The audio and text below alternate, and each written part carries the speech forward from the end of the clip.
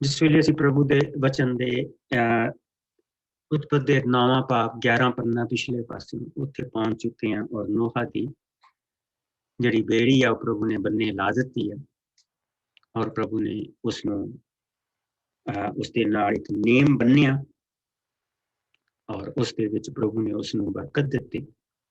उसदे विच प्रभु ने उसनूं एक वादा दित्ता कि मैं धरती दा नाश मुड़ के कदी भी इस तरह पानी दे नाल नहीं करूंगा, क्योंकि उसने कहा कि मनुख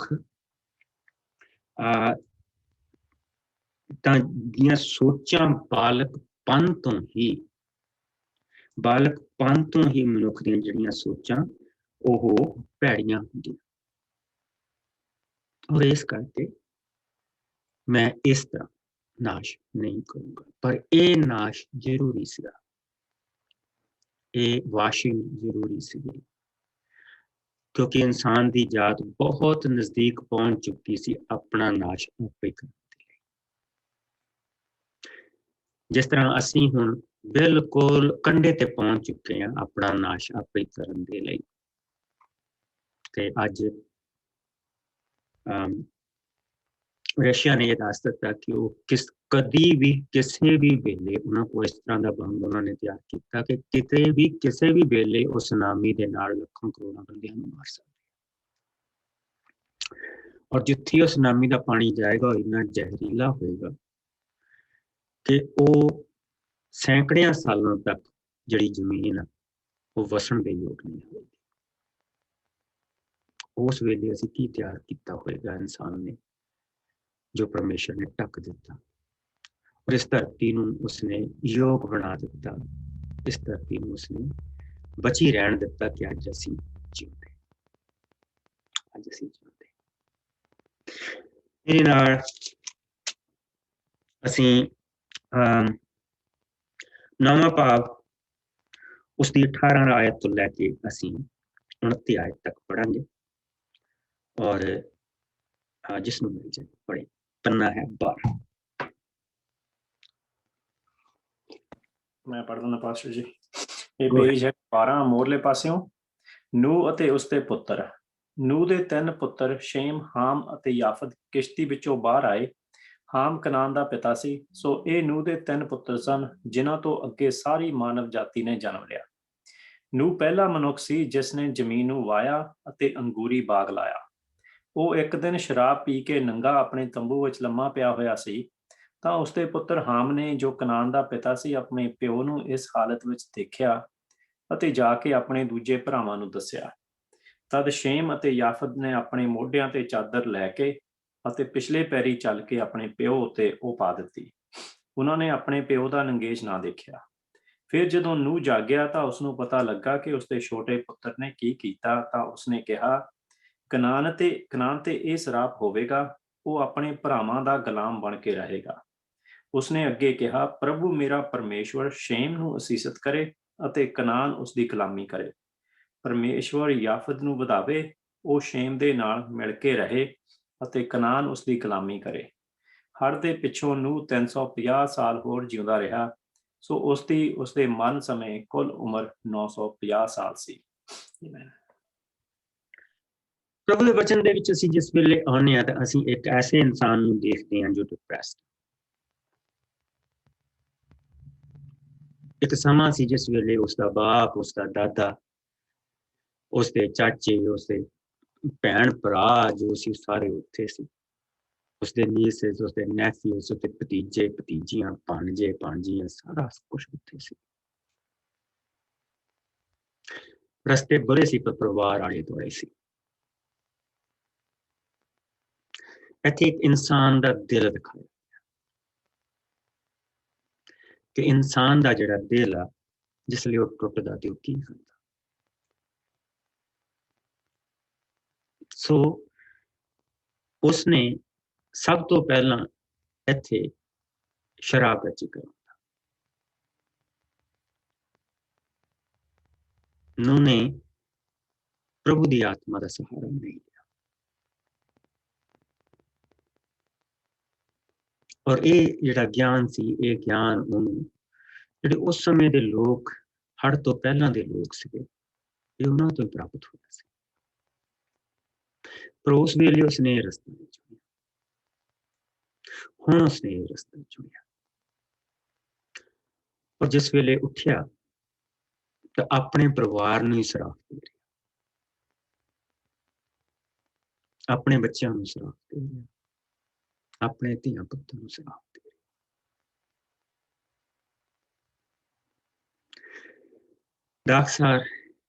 ਦਾਖਾਂ ਤੋਂ ਦਾਖਸਾਰ ਬਣਾਏ, ਪੀਤੀ ਆਪਣੇ ਤੰਬੂ ਦੇ ਵਿੱਚ ਲੰਮਾ ਪਿਆ ਹੈ, ਨੰਗਾ ਹੈ। 2 ਵਾਰੀ ਨਾਂ ਕਨਾਨ ਦਾ ਆਇਆ, ਔਰ ਹਾਮ ਦਾ ਪੁੱਤਰ ਕਨਾਨ ਸੀ, ਔਰ ਹਾਮ ਦਾ ਪੁੱਤਰ ਕਨਾਨ ਸੀ, ਹਾਮ ਜਿਸ ਦਾ ਪੁੱਤਰ ਕਨਾਨ ਸੀ। ਇਹ 2 ਵਾਰੀ ਨਾਂ ਆਇਆ। ਕਨਾਨ ਨੇ ਸਭ ਤੋਂ ਪਹਿਲਾਂ ਆਪਣੇ ਦਾਦੇ ਨੂੰ ਦੇਖਿਆ ਉਸ ਹਾਲਤ ਦੇ ਵਿੱਚ। ਉਸਨੇ ਜਾ ਕੇ ਆਪਣੇ ਬਾਪ ਨੂੰ ਦੱਸਿਆ, ਹਾਮ ਨੂੰ ਦੱਸਿਆ,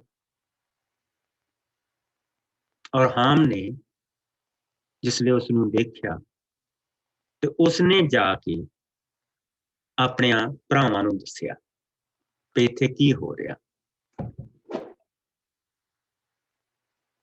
ਪਰ ਉਹਨਾਂ ਨੇ ਆਪਣੇ ਬਾਪ ਦਾ ਨੰਗੇਜ਼ ਨਹੀਂ ਦੇਖਿਆ। ਉਹ ਪੁੱਠੇ ਚਾਦਰ ਲਈ ਪੁੱਠੇ ਪੈਰੀਂ ਤੁਰੇ, ਔਰ ਉਹਨਾਂ ਨੇ ਉਹ ਚਾਦਰ ਆਪਣੇ ਬਾਪ ਦੇ ਉੱਤੇ ਪਾ ਦਿੱਤੀ। ਇੱਥੋਂ ਸਾਨੂੰ ਇਹ ਦਿਖਾਈ ਦਿੰਦਾ ਕਿ ਪ੍ਰਭੂ ਯਿਸੂ ਮਸੀਹ ਸਾਡੀਆਂ ਕਿੰਨਾ ਪਾਪਾਂ ਨੂੰ ਢੱਕਦਾ ਹੈ। ਕੀ ਇਹ ਨੋਹਾ ਦਾ ਪਾਪ ਹੈ? ਐਬਸੋਲੂਟਲੀ ਨੋਹਾ ਦਾ ਪਾਪ।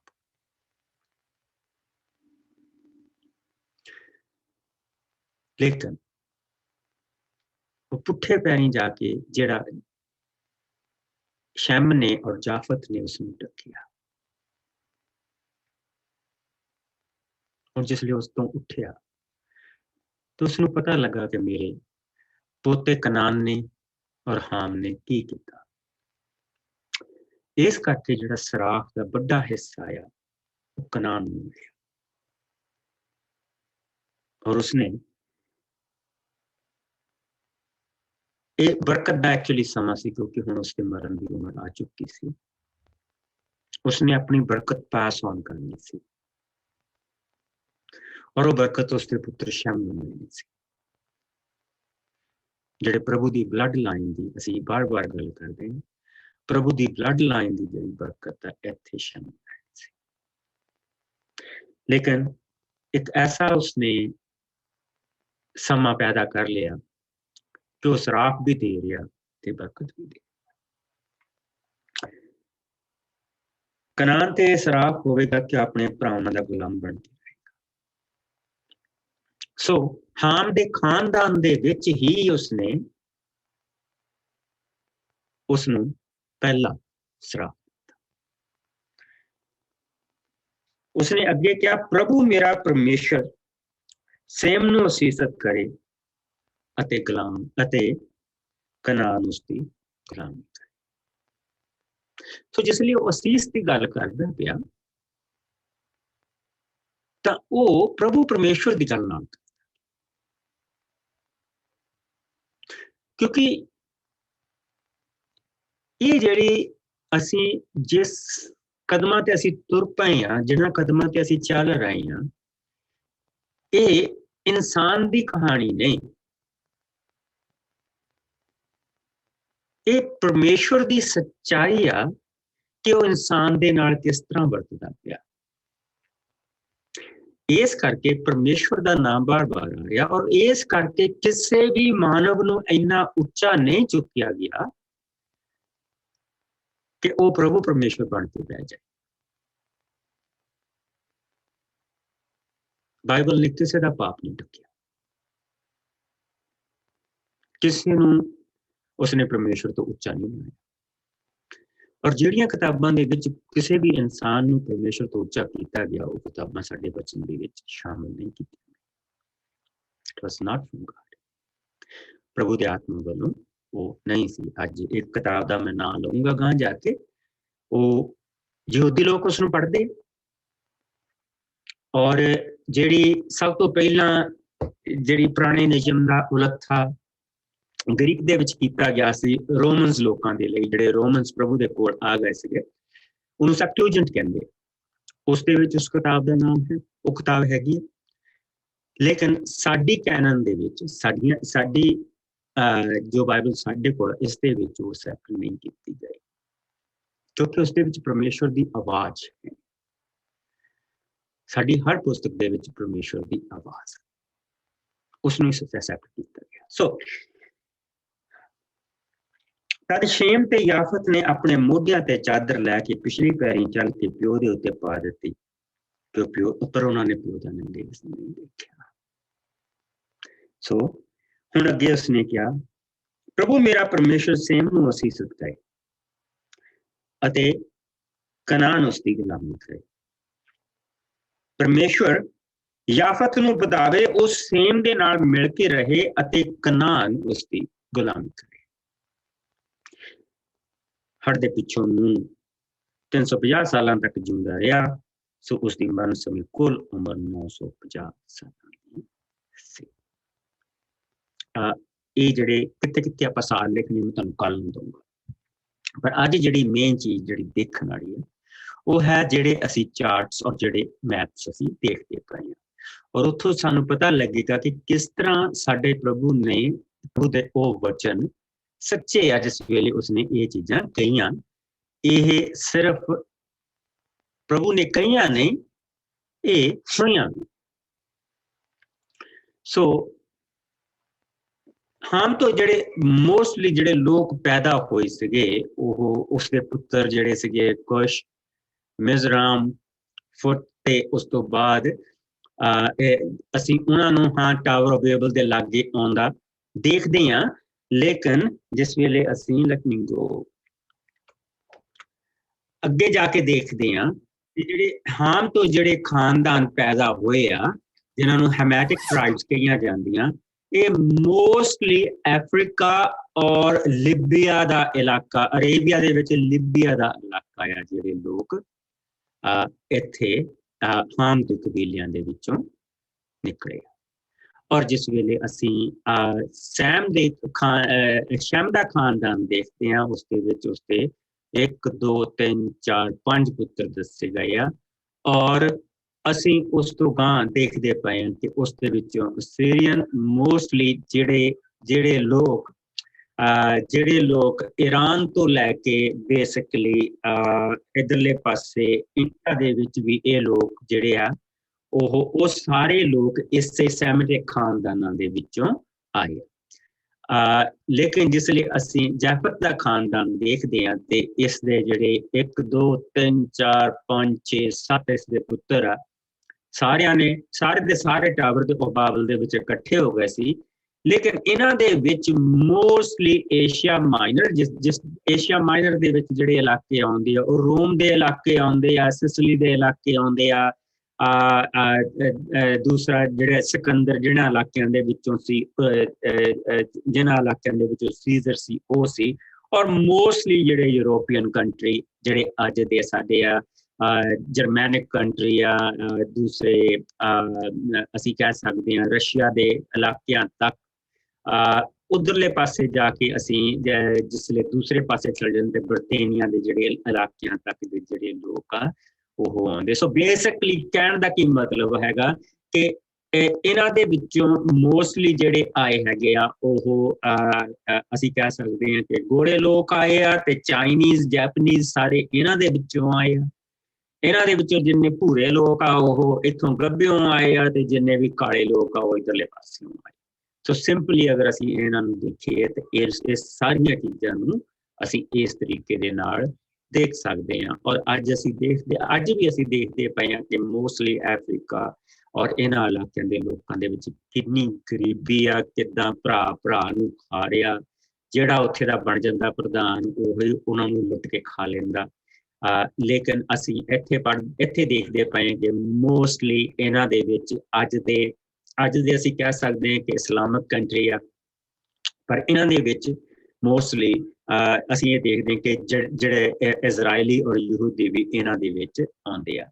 ਸੋ ਜਿਹੜੀ ਉਸ ਦੀ ਫਾਈਨਲ ਬਲੈਸਿੰਗ ਸੀ ਉਹ ਜਾਫਤ ਨੂੰ ਸੀ ਕਿ ਜਾਫਤ ਜਿਹੜਾ ਉਹ ਸ਼ੈਮ ਦੇ ਟੈਂਟ ਦੇ ਵਿੱਚ ਰਹੇਗਾ, ਔਰ ਅਸੀਂ ਦੇਖਦੇ ਪਏਗੇ ਕਿੱਦਾਂ ਬਹੁਤੇ ਜਿਹੜੇ ਗੋਰੇ ਲੋਕ ਆ ਮਸੀਹ ਦੇ ਰਾਹੀਂ ਉਹ ਯਹੂਦੀਆਂ ਦੇ ਨਾਲ ਇੱਕ ਆ ਔਰ ਉਹਨਾਂ ਦੇ ਲਈ ਬਰਕਤ ਦਾ ਕਾਰਨ। ਸੋ ਇਹਨਾਂ ਚੀਜ਼ਾਂ ਨੂੰ ਜਿਸ ਵੇਲੇ ਅਸੀਂ ਦੇਖਦੇ ਪਏ, ਇਸ ਨੂੰ ਅਸੀਂ ਦੁਬਾਰਾ ਗਾਂਹ ਜਾ ਕੇ ਜਿਸ ਅਸੀਂ ਹਿਸਟਰੀ ਦੇਖਾਂਗੇ, ਇਸ ਨੂੰ ਗਾਂਹ ਜਾ ਕੇ ਅਸੀਂ ਦੁਬਾਰਾ ਦੇਖਾਂਗੇ। ਸੋ ਅਗਰ ਅਸੀਂ ਆਪਣੀ ਬਰਕਤ ਨੂੰ ਜੋ ਉਸਨੇ ਦਿੱਤੀ ਹੈ ਉਸ ਨੂੰ ਪੜ੍ਹੀਏ ਤਾਂ ਉਸਨੇ 3 ਵਾਰੀ ਕਨਾਨ ਨੂੰ ਸਰਾਪ ਦਿੱਤਾ, ਆਪਣੇ ਪੋਤੇ ਨੂੰ। ਕਨਾਨ ਤੇ ਇਹ ਸਰਾਪ ਹੋਵੇਗਾ ਕੋਈ ਉਹ ਆਪਣੇ ਭਰਾਵਾਂ ਦਾ ਗੁਲਾਮ ਬਣ ਕੇ।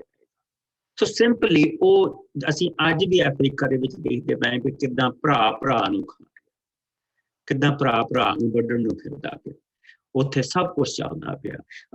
ਉਸ ਤੋਂ ਬਾਅਦ ਉਸਨੇ ਅੱਗੇ ਕਿਹਾ, ਪ੍ਰਭੂ ਮੇਰਾ ਪਰਮੇਸ਼ਵਰ ਸ਼ੇਮ ਨੂੰ ਅਸੀਸਤ ਕਰੇ ਅਤੇ ਕਨਾਨ ਉਸਦੀ ਗੁਲਾਮੀ ਕਰੇ।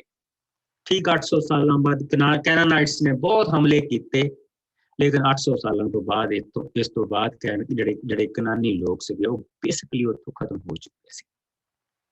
ਪਰਮੇਸ਼ਰ ਯਾਫਤ ਨੂੰ ਵਧਾਵੇ ਅਤੇ ਉਹ ਸ਼ੇਮ ਦੇ ਨਾਲ ਮਿਲ ਕੇ ਰਹੇ। ਸੋ ਇੱਥੇ ਅਸੀਂ ਕੀ ਦੇਖਿਆ, ਇੱਥੇ ਅਸੀਂ ਬਹੁਤੇ ਯੂਰੋਪੀਅਨ ਕੰਟਰੀ ਦੇਖੇ ਜਿਹੜੇ ਮਸੀਹੀ ਹੋ ਗਏ ਔਰ ਜਿਹੜੇ ਇਜ਼ਰਾਈਲ ਦੇ ਲਈ ਬਰਕਤ ਦਾ ਕਾਰਨ ਬਣੇ। ਅੱਜ ਇਜ਼ਰਾਈਲ ਬਚਿਆ ਆ ਤਾਂ ਮੋਸਟਲੀ ਉਹ ਯਾਫਤ ਦੀ ਸੰਤਾਨ ਦੇ ਕਰਕੇ ਬਚਿਆ ਹੈ। ਉਹਦੀ ਹਲ ਕੋਈ ਕੌੜੀ ਅੱਖ ਕਰਕੇ ਨਹੀਂ ਦੇਖਦਾ, ਕਿਉਂਕਿ ਅੱਜ ਉਹ ਯਾਫਤ ਦੀ ਸੰਤਾਨ ਤੋਂ ਜਿਹੜੇ ਦੁਨਿਆਵੀ ਲੋਕ ਆ ਉਹ ਦੁਨਿਆਵੀ ਕੁੜੱਤਣ ਤੋਂ ਦੁਨਿਆਵੀ ਡੰਡੇ ਤੋਂ ਡਰਦੇ ਆ, ਉਹ ਯਾਫਤ ਦੀ ਸੰਤਾਨ ਤੋਂ ਡਰਦੇ ਪਏ ਆ। ਨਹੀਂ ਤਾਂ ਉਹ 2 ਦਿਨਾਂ ਦੇ ਵਿੱਚ ਉਹਨਾਂ ਨੂੰ ਭੁੰਨ ਕੇ ਖਾ ਲੈਣ। ਲੇਕਿਨ ਪ੍ਰਭੂ ਦੀ ਜੋ ਬਰਕਤ ਉਸਨੇ ਨੋਹਾ ਦੇ ਰਾਹੀਂ ਕਹਾਈ ਆ, ਉਸਦੀ ਸੱਚਾਈ ਅਸੀਂ ਅੱਜ ਦੇਖਦੇ ਪਏ ਹਾਂ ਕਿ ਪਰਮੇਸ਼ਰ ਯਾਫਤ ਨੂੰ ਵਧਾਵੇ, ਉਹ ਸੇਮ ਦੇ ਨਾਲ ਮਿਲ ਕੇ ਰਹੇ ਅਤੇ ਕਨਾਨ ਉਸਦੀ ਗੁਲਾਮੀ ਕਰੇ। ਔਰ ਅੱਗੇ ਕੀ ਦੇਖਦੇ ਹਾਂ, ਹੜ ਦੇ ਪਿੱਛੋਂ ਨੂੰ 350 ਸਾਲ ਤੱਕ ਜਿਉਂਦਾ ਰਿਹਾ। ਸੋ ਉਸਦੀ ਮਰਨ ਸਮੇਂ ਕੁੱਲ ਉਮਰ 950 ਸਾਲ ਸੀ। ਹੁਣ ਅਸੀਂ ਅਗਲੇ ਚਰਨ ਦੇ ਵਿੱਚ ਜਿਹੜਾ ਵਧਣ ਜਾ ਰਹੇ ਹਾਂ, ਉੱਥੋਂ ਅਸੀਂ ਇਹ ਦੇਖਣ ਜਾ ਰਹੇ ਹਾਂ ਕਿ ਦੁਨੀਆ ਦੇ ਵਿੱਚ ਇੰਨੇ ਧਰਮ ਕਿੱਥੋਂ ਆਏ, ਸ਼ੁਰੂਆਤ ਕਿੱਥੋਂ ਹੋਈ, ਸ਼ੁਰੂਆਤ ਕਿਹਨੇ ਕੀਤੀ। ਬਹੁਤ ਸਾਰੇ ਲੋਕ ਇੱਥੇ ਆ ਕੇ 2 ਕਿਤਾਬਾਂ ਆ, ਫਸਟ ਜੈਸਰ, ਸੈਕੰਡ ਜੈਸਰ, ਹਿੰਦੀ ਵਿੱਚ ਵੀ ਅਵੇਲੇਬਲ ਆ, ਪੰਜਾਬੀ ਦਾ ਮੈਨੂੰ ਪਤਾ ਨਹੀਂ, ਹਿੰਦੀ ਵਿੱਚ ਵੀ ਅਵੇਲੇਬਲ ਆ। ਅਗਰ ਅਸੀਂ ਰੋਮਨ ਕੈਥੋਲਿਕ ਜਿਹੜੀ ਬਾਈਬਲ ਆ ਉਸ ਨੂੰ ਲਈਏ, ਉਹਦੇ ਵਿੱਚ ਇਹ 2 ਕਿਤਾਬਾਂ ਹੈਗੀਆਂ। ਜੈਸਰ ਦਾ ਮਤਲਬ ਹੈਗਾ ਕਿ ਰਾਸਤਬਾਜ਼ਾਂ ਦੀ ਪੁਸਤਕ। ਔਰ ਉੱਥੋਂ ਸਾਨੂੰ ਯੋਬ ਦਾ ਇਤਿਹਾਸ ਵੀ ਥੋੜਾ ਜਿਹਾ ਮਿਲਦਾ, ਉੱਥੋਂ ਸਾਨੂੰ ਅਬਰਾਹਮ ਦੇ ਖਾਨਦਾਨਾਂ ਦਾ ਇਤਿਹਾਸ ਵੀ ਥੋੜਾ ਜਿਹਾ ਮਿਲਦਾ, ਅਬਰਾਹਮ ਦੇ ਖਾਨਦਾਨ ਦੇ ਬਾਰੇ ਸਾਨੂੰ ਐਕਸਟਰਾ ਨੌਲੇਜ ਮਿਲਦੀ ਆ। ਪਰ ਉੱਥੇ ਬਹੁਤੀ ਜਿਹੜੀ ਨੌਲੇਜ ਆ ਉਹ ਕਿਸ ਚੀਜ਼ ਦੇ ਲਈ, ਕਿਸ ਬੰਦੇ ਦੇ ਬਾਰੇ ਦਿੱਤੀ ਗਈ ਆ, ਉਹ ਅਸੀਂ ਹੁਣ ਅੱਗੇ ਪੜ੍ਹ ਕੇ ਦੇਖਾਂਗੇ। ਮੇਰੇ ਨਾਲ ਆਓ ਅਸੀਂ ਇਸ ਦੀਆਂ ਪਹਿਲੀਆਂ 13 ਆਇਤਾਂ ਦੇਖੀਏ। 13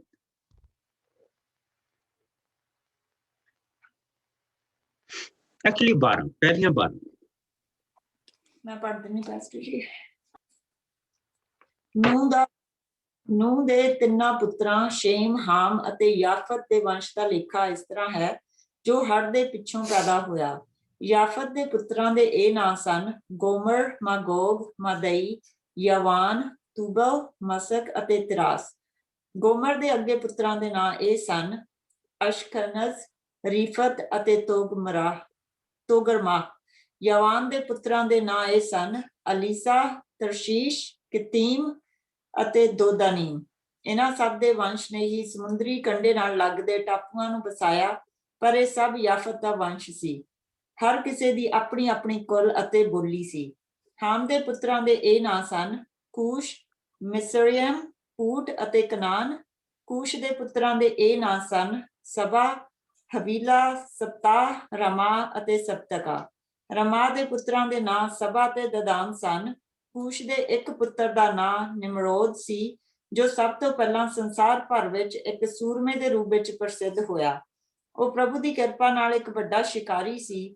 ਉਸਦੇ ਨਾਂ ਦੀ ਇੱਕ ਕਹਾਵਤ ਵੀ ਬਣੀ, ਨਿਮਰੋਦ ਵਾਂਗ ਤੂੰ ਇੱਕ ਬਹਾਦਰ ਸ਼ਿਕਾਰੀ ਬਣੇ। ਉਸਦਾ ਰਾਜ ਬਾਬਲ ਤੋਂ ਆਰੰਭ ਹੋ ਕੇ ਅਰਕ, ਅਕਦ ਅਤੇ ਕਲਨੇ ਤੱਕ ਸੀ। ਇਹਨਾਂ ਸਭ ਦਾ ਸੰਬੰਧ ਸ਼ਿਨਾਰ ਦੀ ਧਰਤੀ ਨਾਲ ਸੀ। ਉੱਥੋਂ ਹੀ ਉਹ ਅਸ਼ੂਰ ਦੇਸ਼ ਵਿੱਚ ਗਿਆ ਅਤੇ ਉਸਨੇ ਨਿਨਵਾਹ, ਰੋਹਬੋਥ, ਈਰ ਅਤੇ ਕਾਹਲਾ ਨਗਰ ਦੀ ਉਸਾਰੀ ਕੀਤੀ। ਉਸਨੇ ਨਿਨਵਾਹ ਅਤੇ ਕਾਹਲਾ ਦੇ ਵਿਚਕਾਰ ਇੱਕ ਹੋਰ ਵੱਡੇ ਨਗਰ ਰਸ਼ਨ ਦੀ ਉਸਾਰੀ ਕੀਤੀ। ਹੁਣ ਸਾਨੂੰ ਇੱਥੋਂ ਇਹ ਪਤਾ ਲੱਗੂਗਾ ਕਿ ਕਿਸ ਤਰ੍ਹਾਂ ਵੈਰੀ ਨੇ ਵੀ ਆਪਣਾ ਕੰਮ ਸ਼ੁਰੂ ਕਰ ਲਿਆ। ਅਸੀਂ ਇੱਥੇ ਸਭ ਤੋਂ ਪਹਿਲਾਂ ਉਹਨਾਂ ਦੇ ਪੁੱਤਰਾਂ ਦੇ ਨਾਂ ਪੜ੍ਹਦੇ ਪਏ ਕਿ ਕਿਸ ਦੇ ਕਿੰਨੇ ਪੁੱਤਰ ਸੀ।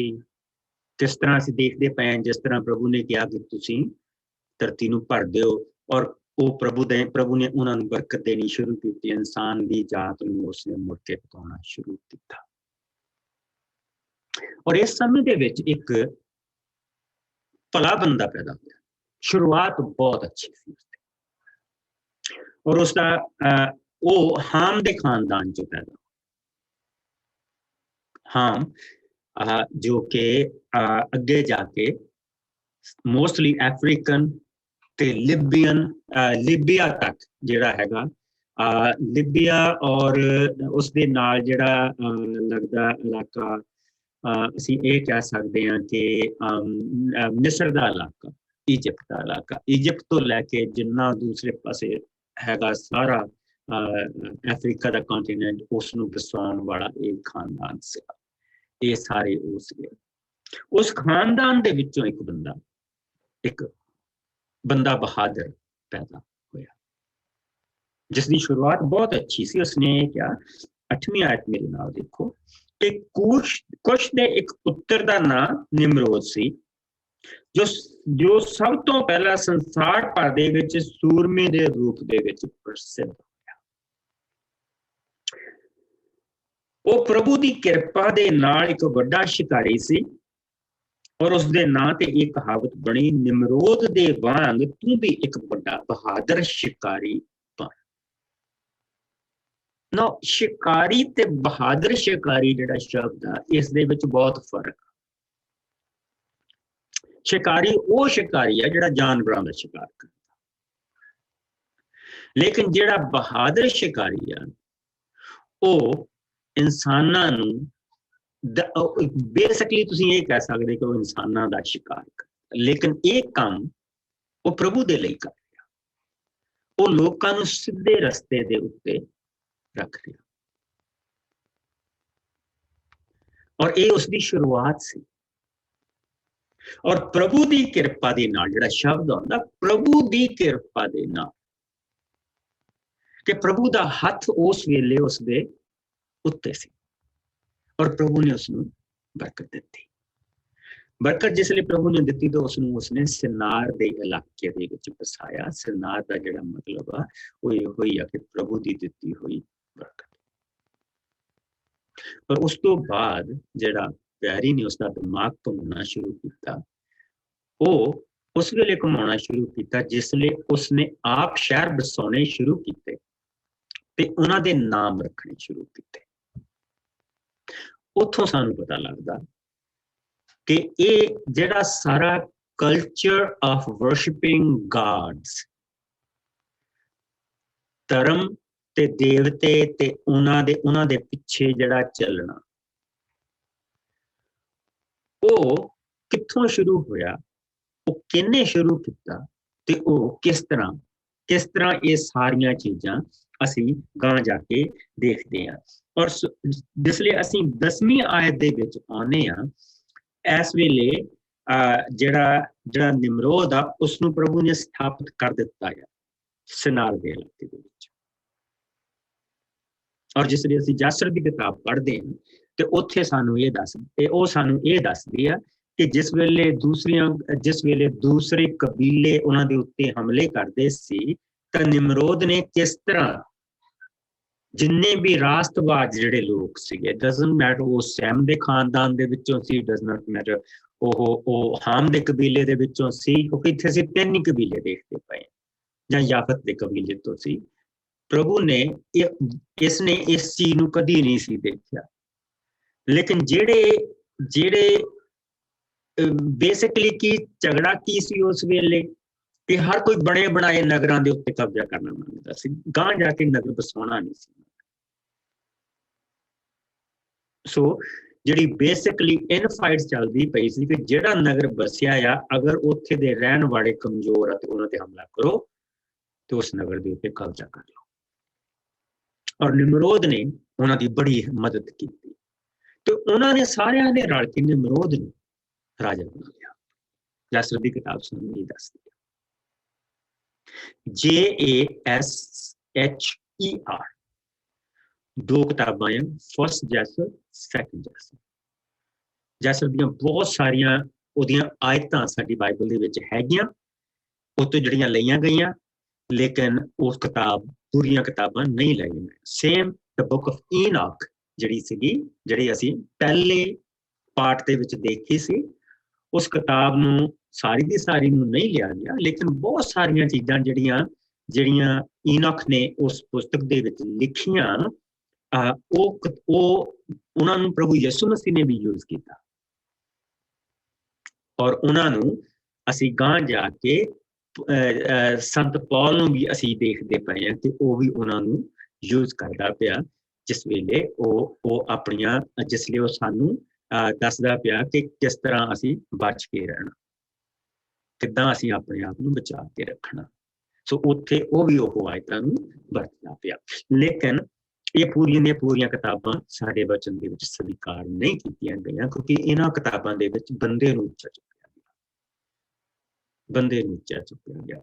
इसे तरह बहुत सारियां होर किताबां हैं जिस तरह के दानियल, ये साडे कोल बुक ऑफ दानियल है, लेकिन बहुत सारे लोग जिहड़े हैगे वो दानियल 2 दानियल 3 वो भी पढ़ते, लेकिन ਉਹਦੇ ਵਿੱਚ दानियल ਨੂੰ ਉੱਚਾ ਚੁੱਕਿਆ ਗਿਆ, ਪ੍ਰਭੂ ਨੂੰ ਉੱਚਾ ਨਹੀਂ ਚੁੱਕਿਆ ਗਿਆ। ਉਥੋਂ ਸਾਫ਼ ਪਤਾ ਲੱਗਦਾ ਕਿ ਇਹ ਜਿਹੜੀ ਪੁਸਤਕ ਆ ਇਹ ਪਵਿੱਤਰ ਆਤਮਾ ਦੇ ਵੱਲੋਂ ਦਿੱਤੀ ਗਈ ਪੁਸਤਕ ਨਹੀਂ। दानियल ਨੇ ਬੇਸ਼ੱਕ ਉਹ ਕੰਮ ਕੀਤੇ ਆ, ਲੇਕਿਨ ਉਹ दानियल ਦੀ ਆਪਣੀ ਸਮਝ ਸੀ, ਪ੍ਰਭੂ ਦੀ ਦਿੱਤੀ ਹੋਈ ਸਮਝ ਨਹੀਂ ਸੀ। ਬੜੀ ਬੁੱਧੀ ਦੇ ਨਾਲ, ਬੜੀ ਪ੍ਰਭੂ ਦੀ ਨਜ਼ਦੀਕੀ ਦੇ ਨਾਲ ਬੈਠ ਕੇ ਸਾਡੇ ਬਜ਼ੁਰਗਾਂ ਨੇ ਸਾਨੂੰ ਜਿਹੜੀ ਬਾਈਬਲ ਦਿੱਤੀ ਆ ਉਹ ਦਿੱਤੀ ਆ। ਸੋ ਕਿਉਂਕਿ ਮੈਨੂੰ ਸੈਮੀਨਾਰੀ ਜਾਣਾ ਪੈਣਾ ਸੀਗਾ, ਸੋ ਇਸ ਕਰਕੇ ਮੈਨੂੰ ਇਹ ਕਿਤਾਬਾਂ ਪੜ੍ਹਨੀਆਂ ਪਈਆਂ। ਸੋ ਇਹ ਪਰ ਮੈਂ ਬਹੁਤ ਆਪਣੀ ਕੋਸ਼ਿਸ਼ ਕਰਦਾ ਹੁੰਦਾ ਕਿ ਮੈਂ ਇਹਨਾਂ ਕਿਤਾਬਾਂ ਨੂੰ ਸ਼ੇਅਰ ਨਾ ਕਰਾਂ ਤੁਹਾਡੇ ਨਾਲ, ਲੇਕਿਨ ਇੱਥੇ ਸਾਨੂੰ ਕਿਉਂਕਿ ਇਹ ਇਤਿਹਾਸ ਦੀ ਗੱਲ ਹੋ ਰਹੀ ਆ, ਇਸ ਕਰਕੇ ਮੈਂ ਇਸ ਨੂੰ ਸ਼ੇਅਰ ਕਰਦਾ ਪਿਆ ਕਿ ਜਿਹੜਾ ਚੈਪਟਰ 10ਵਾਂ 11ਵਾਂ ਚੈਪਟਰ ਆ ਉਹ ਤੇ 12ਵਾਂ ਚੈਪਟਰ, ਸੌਰੀ 10ਵਾਂ ਤੇ 11ਵਾਂ ਚੈਪਟਰ, 12ਵਾਂ ਨਹੀਂ, ਇਹਨਾਂ ਨੂੰ ਜਿਹੜੀ ਜਾਸਰ ਦੀ ਪੁਸਤਕ ਆ फस्ट जासर इसनूं खोल के दसदी है। अब्राहम के बारे सानूं दसदी है कि अब्राहम किद्दां पैदा होया। अब्राहम जिसले पैदा होया उसनूं निमरोद किद्दां मारना चाहुंदा सी, लेकिन प्रभु ने उसदे बाप तेरा नूं बुद्धि दित्ती और अब्राहम जिहड़ा सी वो बच गया। सो अब्राहम दे बारे भी उहदे विच सानूं दस्सिया गया। So anyhow to make a long story short, अगर तुसीं पढ़ना होवे तां तुसीं जासर दा चैप्टर 7 8 9 10 11 तो उसका 23वां चैप्टर 21 तो 23 ਜਿਹੜੇ ਅਖੀਰਲੇ ਥੋੜੇ ਜਿਹੇ ਚੈਪਟਰ ਉਹ ਜਿਹੜੇ ਚੈਪਟਰ ਆ ਉਹ ਤੁਸੀਂ ਪੜ੍ਹ ਸਕਦੇ ਹੋ, ਉਹ ਇਤਿਹਾਸ ਦੇ ਨਾਲ ਜੁੜਦੇ ਆ। ਸੋ ਐਨੀ ਹਾਊ ਜਿਹੜੀ ਮੇਨ ਸਟੋਰੀ ਜਿਸ ਦੇ ਉੱਤੇ ਮੈਂ ਆ ਰਿਹਾ ਉਹ ਇਹ ਆ ਕਿ ਭਰਾਵਾਂ ਨੇ ਰਲ ਕੇ ਨਿਮਰੋਦ ਨੂੰ ਰਾਜਾ ਬਣਾ ਦਿੱਤਾ। ਬਸ ਉੱਥੇ ਨਿਮਰੋਦ ਦਾ ਜਿਹੜਾ ਦਿਮਾਗ ਸੀ ਉਹ ਵੈਰੀ ਨੇ ਆਪਣਾ ਕਬਜ਼ੇ 'ਚ ਕਰ ਲਿਆ। ਸੋ ਜਿਹੜਾ ਪਹਿਲਾ ਸ਼ਹਿਰ ਜਿਹੜਾ ਸਿਨਾਰ ਤੋਂ ਬਾਅਦ ਉਸਨੇ ਸਿਨਾਰ ਦੇ ਇਲਾਕੇ ਦੇ ਵਿੱਚ ਜਿਹੜਾ ਵਸਾਇਆ उसका नाम सी बाबल। बाबल का अर्थ है कंफ्यूजन। कंफ्यूजन कि उथे ओदे उसका जिहड़ा दिमाग सी उसदे उत्ते, क्योंकि उसदे विच मैं आ गई ਤਾਂ ਜਿਹੜਾ ਉਸਦੇ ਦਿਮਾਗ ਦੇ ਉੱਤੇ ਜਿਹੜਾ ਕਬਜ਼ਾ ਸੀਗਾ ਉਹ ਵੈਰੀ ਨੂੰ ਉਹ ਬਰੀਕੀ ਉਸਨੇ ਲੱਭ ਲਈ, ਉਹ ਡੋਰ ਉਸਨੇ ਲੱਭ ਲਈ। ਔਰ ਉੱਥੋਂ ਉਸ ਕਨਫਿਊਜ਼ਨ ਦੇ ਵਿੱਚ ਉਸਨੇ ਪੈ ਕੇ ਜਿਸ ਤਰ੍ਹਾਂ ਕਿ ਕੁਛ ਮਿਕਸਿੰਗ ਨਹੀਂ ਹੋ ਜਾਂਦੀ ਹੈ, ਕੁਛ ਨੇ ਕੁਛ ਮਿਕਸ ਕਰਨੀਆਂ ਚੀਜ਼ਾਂ ਉਸਨੇ ਸ਼ੁਰੂ ਕਰ ਦਿੱਤੀਆਂ। That's also Babel me mixing of the things. So ਉਸਨੇ ਉੱਥੋਂ ਉਹਨਾਂ ਚੀਜ਼ਾਂ ਨੂੰ ਉਸਨੇ ਮਿਕਸ ਕਰਨਾ ਸ਼ੁਰੂ ਕਰ ਦਿੱਤਾ ਔਰ ਅੱਗੇ ਜਿਹੜਾ ਉਸਦਾ ਰਾਜ ਆਇਆ, ਅੱਗੇ ਜਿਹੜੀ ਲੈਂਥ ਆਫ ਦਾ ਟਾਈਮ ਜਿਹੜਾ ਉਸਦਾ ਰਾਜ ਆਇਆ, ਲੰਬਾਈ ਦੇ ਵਿੱਚ ਆਇਆ, ਉਸ ਨੂੰ ਅਸੀਂ ਦੇਖਦੇ ਹਾਂ। ਆਓ ਅਸੀਂ 10ਵੀਂ ਆਇਤ ਤੋਂ ਸ਼ੁਰੂ ਕਰੀਏ। ਉਸਦਾ ਰਾਜ ਬਾਬਲ ਤੋਂ ਆਰੰਭ ਕਰਕੇ ਅਕਤ ਕਲਨੇ ਤੱਕ ਸੀ। ਇਹ ਸਭਨਾਂ ਦਾ ਇਹਨਾਂ ਦਾ ਸੰਬੰਧ ਸਿਨਾਰ ਦੀ ਧਰਤੀ ਦੇ ਨਾਲ ਸੀ। ਉੱਥੋਂ ਹੀ ਉਸਨੇ ਅਸ਼ੂਰ ਦੇਸ਼ ਦੇ ਵਿੱਚ ਗਿਆ, ਉੱਥੋਂ ਉਸਨੇ ਨਿਨਵਾ, ਰਹਿਬੋਥ ਈਰ, ਕਾਹਲ ਨਗਰ ਦੀ ਉਸਾਰੀ ਕੀਤੀ। ਉਸਨੇ ਨਿਨਵਾ ਅਤੇ ਕਾਹਲ ਦੇ ਵਿਚਕਾਰ ਇੱਕ ਹੋਰ ਵੱਡੇ ਨਗਰ ਰਸਨ ਦੀ ਉਸਾਰੀ ਕੀਤੀ। ਸੋ ਇਹਨਾਂ ਸ਼ਹਿਰਾਂ ਦੇ ਉਸਨੇ ਨਾਮ ਰੱਖੇ ਔਰ ਉੱਥੋਂ ਸਾਨੂੰ ਪਤਾ ਲੱਗਦਾ ਕਿ ਇਹ ਹੋ ਕੀ ਰਿਹਾ ਉਸਦੇ ਨਾਲ ਹੋ ਕੀ ਰਿਹਾ। ਸੋ ਜਿਹੜਾ ਉਸਨੇ ਸਭ ਤੋਂ ਪਹਿਲਾ ਜਿਹੜਾ ਸ਼ਹਿਰ ਸੀ ਉਹ ਬਾਈਬਲ ਦੇ ਵਿੱਚੋਂ ਉਹ ਨਿਕਲਿਆ, ਲੇਕਿਨ ਅਗਲਾ ਜਿਹੜਾ ਸ਼ਹਿਰ ਉਸਨੇ ਵਸਾਇਆ ਉਸਦਾ ਨਾਂ ਐਰਖ ਸੀਗਾ ਔਰ ਉਹ ਗਾਂ ਜਾ ਕੇ ਜਿੱਦਾਂ ਕਿ ਉਸਦਾ ਨਾਂ ਇਰਾਕ ਰੱਖਿਆ ਗਿਆ।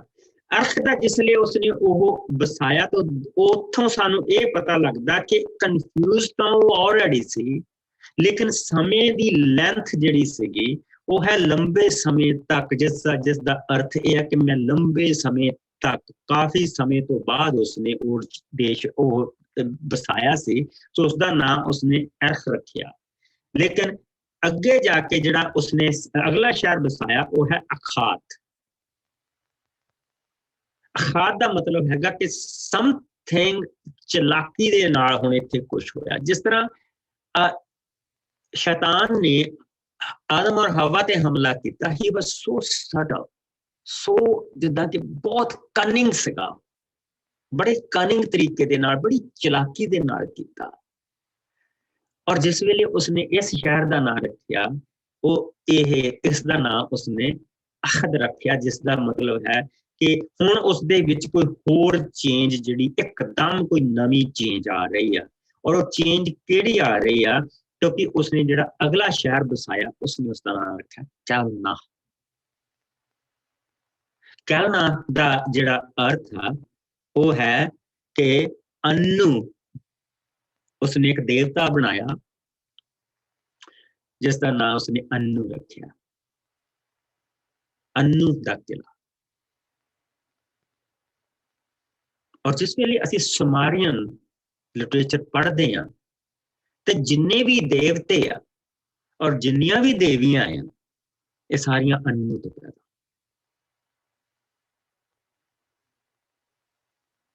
ਇਹ ਸਾਰੀਆਂ ਅੰਨੂ ਤੋਂ ਪੈਦਾ ਹੋਈਆਂ। ਔਰ ਉੱਥੋਂ ਹੀ ਜਿਹੜਾ ਸਟੀਲ ਆਫ ਗਿਲਗਾਮੇਸ਼ ਸਾਨੂੰ ਜਿਹੜਾ ਉਹਨਾਂ ਦੇ ਇਤਿਹਾਸ ਦੇ ਵਿੱਚ ਸਾਨੂੰ ਮਿਲਦਾ, ਉਹ ਸਾਰਾ ਉਸ ਅੰਨੂ ਤੇ ਉਸਦੇ ਜਿਹੜੇ ਦੇਵਤੇ ਬੱਚੇ ਉਸ ਤੋਂ ਪੈਦਾ ਹੋਏ ਉਹਨਾਂ ਦੇ ਬਾਰੇ ਦੱਸਦਾ। ਲੇਕਿਨ ਕੈਲਨਾਹ ਦੇ ਵਿੱਚ ਜਿਹੜਾ ਉਸਨੇ ਵਸਾਇਆ ਉਹ ਉਸਨੇ ਐਕਚੁਅਲੀ ਅੰਨੂ ਦੇਵਤਾ, ਅੰਨੂ ਉਹ ਪਰਮੇਸ਼ਰ ਤੋਂ ਇਸ ਵੇਲੇ ਉਹ ਪਿੱਛੇ ਹੋ ਗਿਆ। ਲੋਕਾਂ ਦੇ ਉੱਤੇ ਰਾਜ ਕਰਨ ਦੇ ਲਈ ਹੁਣ ਉਸਨੇ ਸੋਚਿਆ ਕਿ ਅਗਰ ਦੇਵਤਾ ਜਿਹੜਾ ਇੱਕ ਦੇਵਤਾ ਜਿਹਦੀ ਅਸੀਂ ਚਿੱਤਰ ਨਹੀਂ ਬਣਾ ਸਕਦੇ, ਮੂਰਤ ਨਹੀਂ ਬਣਾ ਸਕਦੇ, ਕਿਉਂਕਿ ਸਾਨੂੰ ਨਹੀਂ ਪਤਾ, ਪਰ ਜੇ ਲੋਕਾਂ ਦੇ ਸਾਹਮਣੇ ਇੱਕ ਐਸਾ ਦੇਵਤਾ ਹੋਏਗਾ ਜਿਸ ਦੀ ਮੂਰਤ ਉਹਨਾਂ ਦੇ ਸਾਹਮਣੇ ਹੋਏਗੀ, ਉਹਦੇ ਮੂਹਰੇ ਜਾ ਕੇ ਝੁਕਣਗੇ, ਤਾਂ ਉਸਦੇ ਨਾਲ ਮੇਰਾ ਰਾਜ ਪੱਕਾ ਹੋਏਗਾ। ਲੋਕ ਮੇਰੇ ਕੰਟਰੋਲ ਦੇ ਵਿੱਚ ਆਉਣੇ ਸ਼ੁਰੂ ਹੋਣਗੇ, ਕਿਉਂਕਿ ਦੇਵਤਾ ਅੰਨੂ ਜਿਹੜਾ ਉਹ ਮੇਰੇ ਉੱਤੇ ਖੁਸ਼ ਆ। ਔਰ ਫਿਰ ਉਸਨੇ ਜਿਹੜਾ ਅਗਲਾ ਜਿਹੜਾ ਸ਼ਹਿਰ ਵਸਾਇਆ ਉਹ ਉਸਨੇ ਨਿਨਵਾ ਵਸਾਇਆ। ਔਰ ਨਿਨਵਾ ਦੇ ਵਿੱਚ ਜਿਸ ਨੂੰ ਕਿਹਾ ਜਾਂਦਾ ਕਿ ਇਹ ਜਿਹੜਾ ਸ਼ਹਿਰ ਆ, ਇਹ ਜਿਹੜਾ ਨਾਈਨਸ ਦੀ ਬਲੈਸਿੰਗ, ਹੁਣ ਉਸਨੇ ਆਪਣੇ ਆਪ ਨੂੰ ਵੀ ਦੇਵਤਾ ਬਣਾ ਲਿਆ। ਉਸਨੂੰ ਵੀ ਉਸਨੇ ਆਪਣੇ ਆਪ ਨੂੰ ਦੇਵਤਾ ਬਣਾ ਲਿਆ।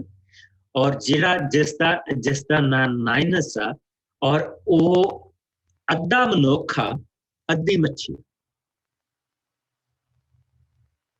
ਜਿਹੜੇ ਉੱਥੋਂ ਚਿੱਤਰ ਮਿਲਦੇ ਪਏ ਆ ਨਾਈਨਸ ਦੇ, ਉਹ ਅੱਧਾ ਮਨੁੱਖ ਆ ਤੇ ਅੱਧੀ ਮਛਲੀ ਆ। ਔਰ ਉਸਨੇ ਆਪਣੇ ਆਪ ਨੂੰ ਉੱਥੇ ਦੇਵਤਾ ਬਣਾ ਲਿਆ ਕਿ ਉਹ ਪਾਣੀਆਂ ਦਾ ਵੀ ਦੇਵਤਾ ਹੈ ਤੇ ਉਹ ਜਿਹੜਾ ਉਹ ਇਨਸਾਨਾਂ ਦਾ ਵੀ ਦੇਵਤਾ। ਸੋ ਇੱਥੋਂ ਭਟਕਣ ਸ਼ੁਰੂ ਹੋ ਗਈ, ਭਟਕਣ ਸ਼ੁਰੂ ਹੋ ਗਈ। ਔਰ ਜਿਸ ਦੇ ਨਾਲ ਉੱਥੇ ਫਿਰ ਹੁਣ ਇੱਕ ਦੇਵੀ ਦਾ ਨਾਮ ਵੀ ਆ ਗਿਆ ਜਿਸ ਨੂੰ ਇਸ਼ਟਾਰ ਕਿਹਾ ਜਾਂਦਾ। ਔਰ ਉਹ ਦੇਵੀ ਵੀ ਅੱਧੀ ਮੱਛੀ ਆ ਔਰ ਅੱਧਾ ਜਿਹੜਾ ਉਸਦਾ ਧਾੜ ਆ ਉਹ ਇਨਸਾਨ।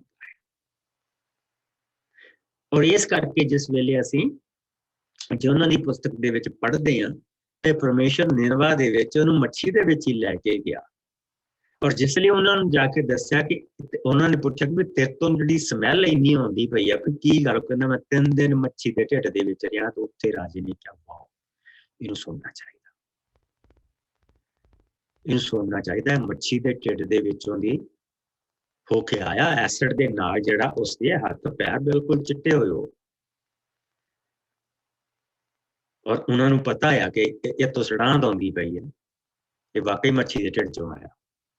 ਇਸ ਕਰਕੇ ਉਹਨਾਂ ਨੇ ਉਸ ਦੀ ਗੱਲ ਨੂੰ ਮੰਨਿਆ, ਜੋਨਾ ਦੀ ਗੱਲ ਨੂੰ। ਇਸ ਕਰਕੇ ਉਹਨਾਂ ਨੇ ਮੰਨਿਆ, ਇਸ ਕਰਕੇ ਉਹਨਾਂ ਨੇ ਫਟਾਫਟ ਪਰਮੇਸ਼ਰ ਦੇ ਸਾਹਮਣੇ ਉਹ ਬਹਿ ਗਏ। ਉਹਨਾਂ ਨੇ ਫਟਾਫਟ ਉਹਦੇ ਜੋ ਉਸਨੇ ਕਿਹਾ ਤੱਪੜ ਪਾ ਲਏ। ਔਰ ਉਹ ਤੱਪੜ ਪਾ ਕੇ ਆਪਣੇ ਡੰਗਰਾਂ ਨੇ ਵੀ ਤੱਪੜ ਪਵਾ ਤੇ ਆਪ ਤਾਂ ਵਰਤ ਰੱਖਣਾ ਸੀ, ਉਹਨਾਂ ਨੇ ਡੰਗਰਾਂ ਨੂੰ ਵੀ ਵਰਤ ਰਖਾਇਆ। ਇਸ ਕਰਕੇ ਅਸੀਂ ਦੇਖਦੇ ਪਏ ਹਾਂ ਕਿਉਂਕਿ ਉਸ ਸ਼ਹਿਰ ਦੀ ਜਿਹੜੀ ਉਸਾਰੀ ਕੀਤੀ ਸੀ, ਉਸ ਸ਼ਹਿਰ ਦੀ ਉਸਾਰੀ ਦੇ ਵਿੱਚ ਜਿਹੜਾ ਸਭ ਤੋਂ ਜਿਹੜਾ ਵੱਡਾ ਹੱਥ ਸੀ ਉਹ ਨਿਮਰੋਦ ਦਾ ਸੀ। ਔਰ ਹੁਣ ਇੱਥੇ ਜਾ ਕੇ ਨਿਮਰੋਦ ਨੇ ਆਪਣੇ ਲਈ ਇੱਕ ਰਾਣੀ ਚੁਣੀ ਔਰ ਜਿਸ ਦਾ ਨਾਮ ਹੈ ਸੈਮਰਾਮੀ, ਔਰ ਜੋ ਆਪਣੇ ਆਪ ਨੂੰ ਦੇਵੀ ਕਹਿੰਦੀ ਹੈ। ਉਹ ਅਸੀਂ ਕੱਲ ਨੂੰ ਦੇਖਾਂਗੇ, ਉਸਦੇ ਬਾਰੇ, ਕਿਉਂਕਿ ਲਿਟਲ ਬਿਟ ਲੌਂਗਰ ਹਿਸਟਰੀ ਆ ਉਹਦੀ। ਔਰ ਸਾਨੂੰ ਪਤਾ ਲੱਗੇਗਾ ਕਿ ਕਿਉਂ ਇੰਨੀਆਂ ਦੇਵੀਆਂ, ਕਿਉਂ ਦੇਵੀਆਂ ਦੀ ਕੁੱਛੜ ਦੇ ਵਿੱਚ ਬੱਚੇ ਆ। ਤੁਹਾਨੂੰ ਹਰ ਕਲਚਰ ਦੇ ਵਿੱਚ ਮਿਲੇਗਾ ਕਿ ਜਿਹੜਾ ਬੰਦਾ ਆ ਉਹ ਸਨ ਗਾਡ ਆ ਜਾਂ ਕੋਈ ਹੋਰ ਆ, ਕੋਈ ਕਿਰਨਾਂ ਦੇ ਨਾਲ ਪੈਦਾ ਹੋਇਆ, ਕੋਈ ਹੰਝੂਆਂ ਨਾਲ ਪੈਦਾ ਹੋਇਆ ਆ, ਲੇਕਿਨ ਦੇਵੀ ਦੀ ਕੁੱਛੜ ਦੇ ਵਿੱਚ ਬੱਚਾ ਆ। ਇਹ ਕਿੱਥੋਂ ਇਹ ਚੀਜ਼ਾਂ ਆਈਆਂ, ਇਹਨਾਂ ਨੂੰ ਅਸੀਂ ਕੱਲ ਨੂੰ ਦੇਖਾਂਗੇ। ਲੇਕਿਨ ਅੱਜ ਸਾਡਾ ਜਿਹੜਾ ਫੋਕਸ ਆ ਉਹ ਨਿਮਰੋਦ ਦੇ ਵਸਾਏ ਹੋਏ ਨਗਰਾਂ ਦਾ, ਔਰ ਉਹਦੇ ਨਗਰਾਂ ਦੇ ਨਾਮਾਂ ਤੋਂ ਪਤਾ ਲੱਗਦਾ ਕਿ ਉਸਨੇ ਕਿਸ ਤਰੀਕੇ ਦੇ ਨਾਲ ਉਹਦੀ ਜ਼ਿੰਦਗੀ ਜਿਹੜੀ ਬਦਲਦੀ ਪਈ, ਕਿਸ ਤਰੀਕੇ ਦੇ ਨਾਲ ਜਿਹੜਾ ਉਸਦਾ ਜਿਹੜਾ ਧਿਆਨ ਪ੍ਰਭੂ ਤੋਂ ਪਰੇ ਹੋ ਰਿਹਾ, ਦੇਵੀ ਦੇਵਤਿਆਂ ਦੇ ਵੱਲ ਲੱਗ ਰਿਹਾ। ਹੁਣ ਦੇਵੀ ਦੇਵਤਿਆਂ ਦੇ ਵਿੱਚ ਵੀ ਉਹਨੇ ਆਪਣੇ ਆਪ ਨੂੰ ਦੇਵਤਾ ਬਣਾਉਣਾ ਸ਼ੁਰੂ ਕਰ ਦਿੱਤਾ। ਹੁਣ ਨਿਨਵਾ ਦੇ ਵਿੱਚ ਜਾ ਕੇ ਉਸਨੂੰ ਇੱਕ ਰਾਣੀ ਮਿਲੀ ਆ ਜਿਸ ਦਾ ਨਾਂ ਸੈਮਰਾਮੀ ਆ। ਸੋ ਉਸਨੇ ਹੁਣ ਉਹਦੇ ਉੱਤੇ ਵੀ ਇੱਕ ਦੇਵੀ ਬਣਾ ਲਈ ਆ, ਜਿਸ ਦੇ ਉੱਤੇ ਇਸ਼ਤਾਰ ਦੇ ਉੱਤੇ ਉਹ ਨਗਰ ਬਸਾਇਆ ਗਿਆ। ਸੋ ਅੱਧੀ ਮੱਛੀ ਅੱਧਾ ਕਿ ਸਮੁੰਦਰ, ਕਹਿਣ ਦਾ ਕੀ ਮਤਲਬ ਸਮੁੰਦਰਾਂ ਉੱਤੇ ਵੀ ਮੇਰਾ ਰਾਜ ਹੈ ਔਰ ਧਰਤੀ ਉੱਤੇ ਵੀ ਮੇਰਾ ਰਾਜ ਹੈ। ਮੈਂ ਸਮੁੰਦਰਾਂ ਵਿੱਚ ਵੀ ਰਹਿ ਸਕਦਾ ਤੇ ਮੈਂ ਧਰਤੀ ਵਿੱਚ ਵੀ ਰਹਿ ਸਕਦਾ। ਮੈਂ ਨਾਈਨਸ ਦਾ ਗਾਡ।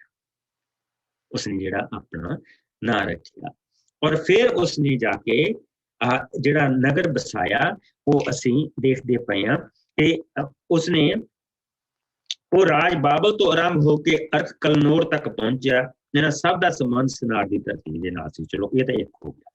ਫਿਰ ਉਹ ਅਸੀਰੀਆ, ਜਿਸ ਨੂੰ ਅੱਜ ਸੀਰੀਆ ਕਹਿੰਦੇ ਆ, ਅਸੂਰ ਦੇਸ਼ ਦੇ ਵਿੱਚ ਨਿਨਵਾ ਤੇ ਰਹਿਹੋਤ, ਈਰ ਅਤੇ ਕਲਹਾ ਨਗਰਾਂ ਦੀ ਉਸਨੇ ਉਸਾਰੀ ਕੀਤੀ। ਸੋ ਜਿਹੜਾ ਅਗਲਾ ਨਗਰ ਉਸਨੇ ਬਸਾਇਆ, ਉੱਥੋਂ ਸਾਨੂੰ ਪਤਾ ਲੱਗਦਾ ਕਿ ਉਸਨੇ ਕਿਸ ਤਰ੍ਹਾਂ ਲੋਕਾਂ ਨੂੰ ਭਟਕਣ ਦੇ ਵਿੱਚ ਪਾ ਦਿੱਤਾ।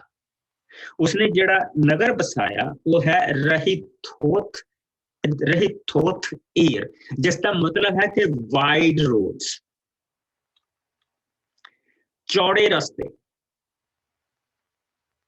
ਸੋ ਕਿਉਂਕਿ ਨਿਨਵਾ ਦੇ ਵਿੱਚ ਉਸਨੇ ਆਲਰੇਡੀ ਆਪਣੇ ਆਪ ਨੂੰ ਪ੍ਰਭੂ ਬਣਾ ਲਿਆ ਹੈ, ਦੇਵਤਾ ਬਣਾ ਲਿਆ ਹੈ, ਔਰ ਨਿਨਵਾ ਦੇ ਵਿੱਚ ਉਸਦੀ ਪਤਨੀ ਆਲਰੇਡੀ ਸੈਮਰਾਮੀ ਆਲਰੇਡੀ ਦੇਵੀ ਆ।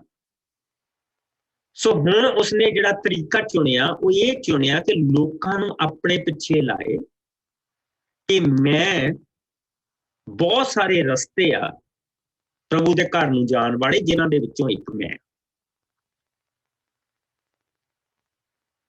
ਜਿਸ ਦੇ ਵਿੱਚੋਂ ਇੱਕ ਮੈਂ। ਔਰ ਕਿਉਂਕਿ ਹੁਣ ਸ਼ਾਂਤੀ ਆ, ਕੋਈ ਕਿਸੇ ਤੇ ਹਮਲਾ ਨਹੀਂ ਕਰਦਾ ਪਿਆ, ਕੋਈ ਕੁਛ ਨਹੀਂ ਹੋ ਰਿਹਾ, ਉਹਦੇ ਰਾਜ ਦੇ ਵਿੱਚ ਇੱਕ ਸ਼ਾਂਤੀ ਬਣੀ ਹੋਈ, ਨਗਰਾਂ ਦੀਆਂ ਉਸਾਰੀਆਂ ਹੋ ਰਹੀਆਂ। ਹੁਣ ਸਾਰਿਆਂ ਦਾ ਧਿਆਨ ਉਹਦੇ ਵੱਲ ਨੂੰ ਲੱਗ ਗਿਆ। ਹੁਣ ਕੋਈ ਵੀ ਉਹਦੇ ਖਿਲਾਫ ਉੱਠ ਕੇ ਖੜਾ ਨਹੀਂ ਹੁੰਦਾ ਪਿਆ। ਸੋ ਜਿਸ ਵੇਲੇ ਇਹ ਸਾਰੀਆਂ ਚੀਜ਼ਾਂ ਹੋ ਰਹੀਆਂ ਤੇ ਉਸਨੇ ਜਿਹੜਾ ਅਗਲਾ ਨਗਰ ਵਸਾਇਆ, ਉਸਨੇ ਉਸਦਾ ਨਾਮ ਰੱਖਿਆ ਚਾਲਾ। ਕਹਾ ਜਿਹੜਾ ਨਗਰ, ਉਸਦਾ ਮਤਲਬ ਕੰਪਲੀਸ਼ਨ, ਸੰਪੂਰਨਤਾ, ਪ੍ਰਭੂ ਦੀ ਨਹੀਂ, ਉਹਦੀ ਆਪਣੀ। ਉਹ ਜੋ ਚਾਹੁੰਦਾ ਸੀ ਔਰ ਵੈਰੀ ਜੋ ਚਾਹੁੰਦਾ ਸੀ, ਉਸਨੇ ਸਭ ਕੁਝ ਨਿਮਰੋਦ ਦੇ ਵਿੱਚ ਉਹ ਪੂਰਾ ਕਰ ਲਿਆ। ਹੁਣ ਉਹ ਕੰਮ ਪੂਰਾ ਹੋ ਗਿਆ। ਲੋਕਾਂ ਦਾ ਸਾਰਿਆਂ ਦਾ ਧਿਆਨ ਜਿਹੜਾ ਇੱਕ ਖਾਨਦਾਨ, ਹਾਮ ਦਾ ਖਾਨਦਾਨ ਇੱਕ ਪਾਸੇ ਚਲਾ ਗਿਆ ਸੀ, ਜੈਫਤ ਦਾ ਖਾਨਦਾਨ ਦੂਜੇ ਪਾਸੇ ਚਲਾ ਗਿਆ ਸੀ, ਹਾਮ ਜਿਹੜਾ ਸ਼ੈਮ ਦਾ ਖਾਨਦਾਨ ਉਹ ਬਲੱਡ ਲਾਈਨ ਲੈ ਕੇ ਗੱਭੇ ਤੁਰਿਆ ਸੀਗਾ ਮਿਡਲ ਈਸਟ ਦੇ ਇਲਾਕੇ ਦੇ ਵਿੱਚ, ਉਹ ਹੁਣ ਸਾਰੇ ਮੁੜ ਕੇ ਇਕੱਠੇ ਹੋ ਗਏ। ਇਸ ਤਰ੍ਹਾਂ ਉਸਨੇ ਸਾਰਿਆਂ ਨੂੰ ਇਕੱਠੇ ਕੀਤਾ, ਸਾਰਿਆਂ ਨੂੰ ਇੱਕ ਜਗ੍ਹਾ ਇਕੱਠੇ ਕੀਤਾ। ਔਰ ਅਖੀਰਲਾ ਨਗਰ ਜਿਹੜਾ ਉਸਨੇ ਵਸਾਇਆ ਉਹ ਹੈ ਰਸਨ। ਔਰ ਰਸਨ ਦਾ ਮਤਲਬ ਹੈ ਲਗਾਮ। ਜਿਹਦਾ ਘੋੜੇ ਦੇ ਮੂੰਹ 'ਚ ਜਿਹੜੀ ਲਗਾਮ ਪਾਈ ਹੁੰਦੀ ਹੈ ਨਾ, ਉਸਨੂੰ ਰਸਨ ਕਹਿੰਦੇ। ਔਰ ਹੁਣ ਉਸਨੇ ਲੋਕਾਂ ਦੇ ਉੱਤੇ ਆਪਣੀ ਲਗਾਮ ਕੱਸ ਲਈ। ਉਸਦੀ ਪਕੜ ਜਿਹੜੀ ਆ ਉਹ ਮਜ਼ਬੂਤ ਹੋ ਚੁੱਕੀ ਹੈ। ਔਰ ਇਸ ਕਰਕੇ ਅਸੀਂ ਜਿਹੜੇ ਇੱਥੇ ਨਾਮ ਜਿਹੜੇ ਆ ਉਹ ਅਸੀਂ ਦੁਆਰਾ ਪੜਾਂਗੇ, ਲੇਕਿਨ ਹੁਣ ਅਸੀਂ ਥੋੜਾ ਜਿਹਾ ਹਿੱਸਾ 11ਵੇਂ ਚੈਪਟਰ ਦਾ ਪੜਾਂਗੇ। ਉਸ ਤੋਂ ਬਾਅਦ ਅਸੀਂ ਵਾਪਸ ਇਹਨਾਂ ਨਾਮਾਂ ਦੇ ਉੱਤੇ ਆਵਾਂਗੇ, ਜਿਸ ਲਈ ਅਸੀਂ 11ਵੇਂ ਚੈਪਟਰ ਦੇ ਐਂਡ ਤੇ ਪਹੁੰਚ ਜਾਵਾਂਗੇ। ਸੋ ਆਓ ਮੇਰੇ ਨਾਲ 11ਵਾਂ ਭਾਵ ਦੀ ਅਸੀਂ ਇੱਕ ਆਇਤ ਤੋਂ ਲੈ ਕੇ ਪਹਿਲਾਂ 4 ਤੱਕ ਦੇਖਾਂਗੇ।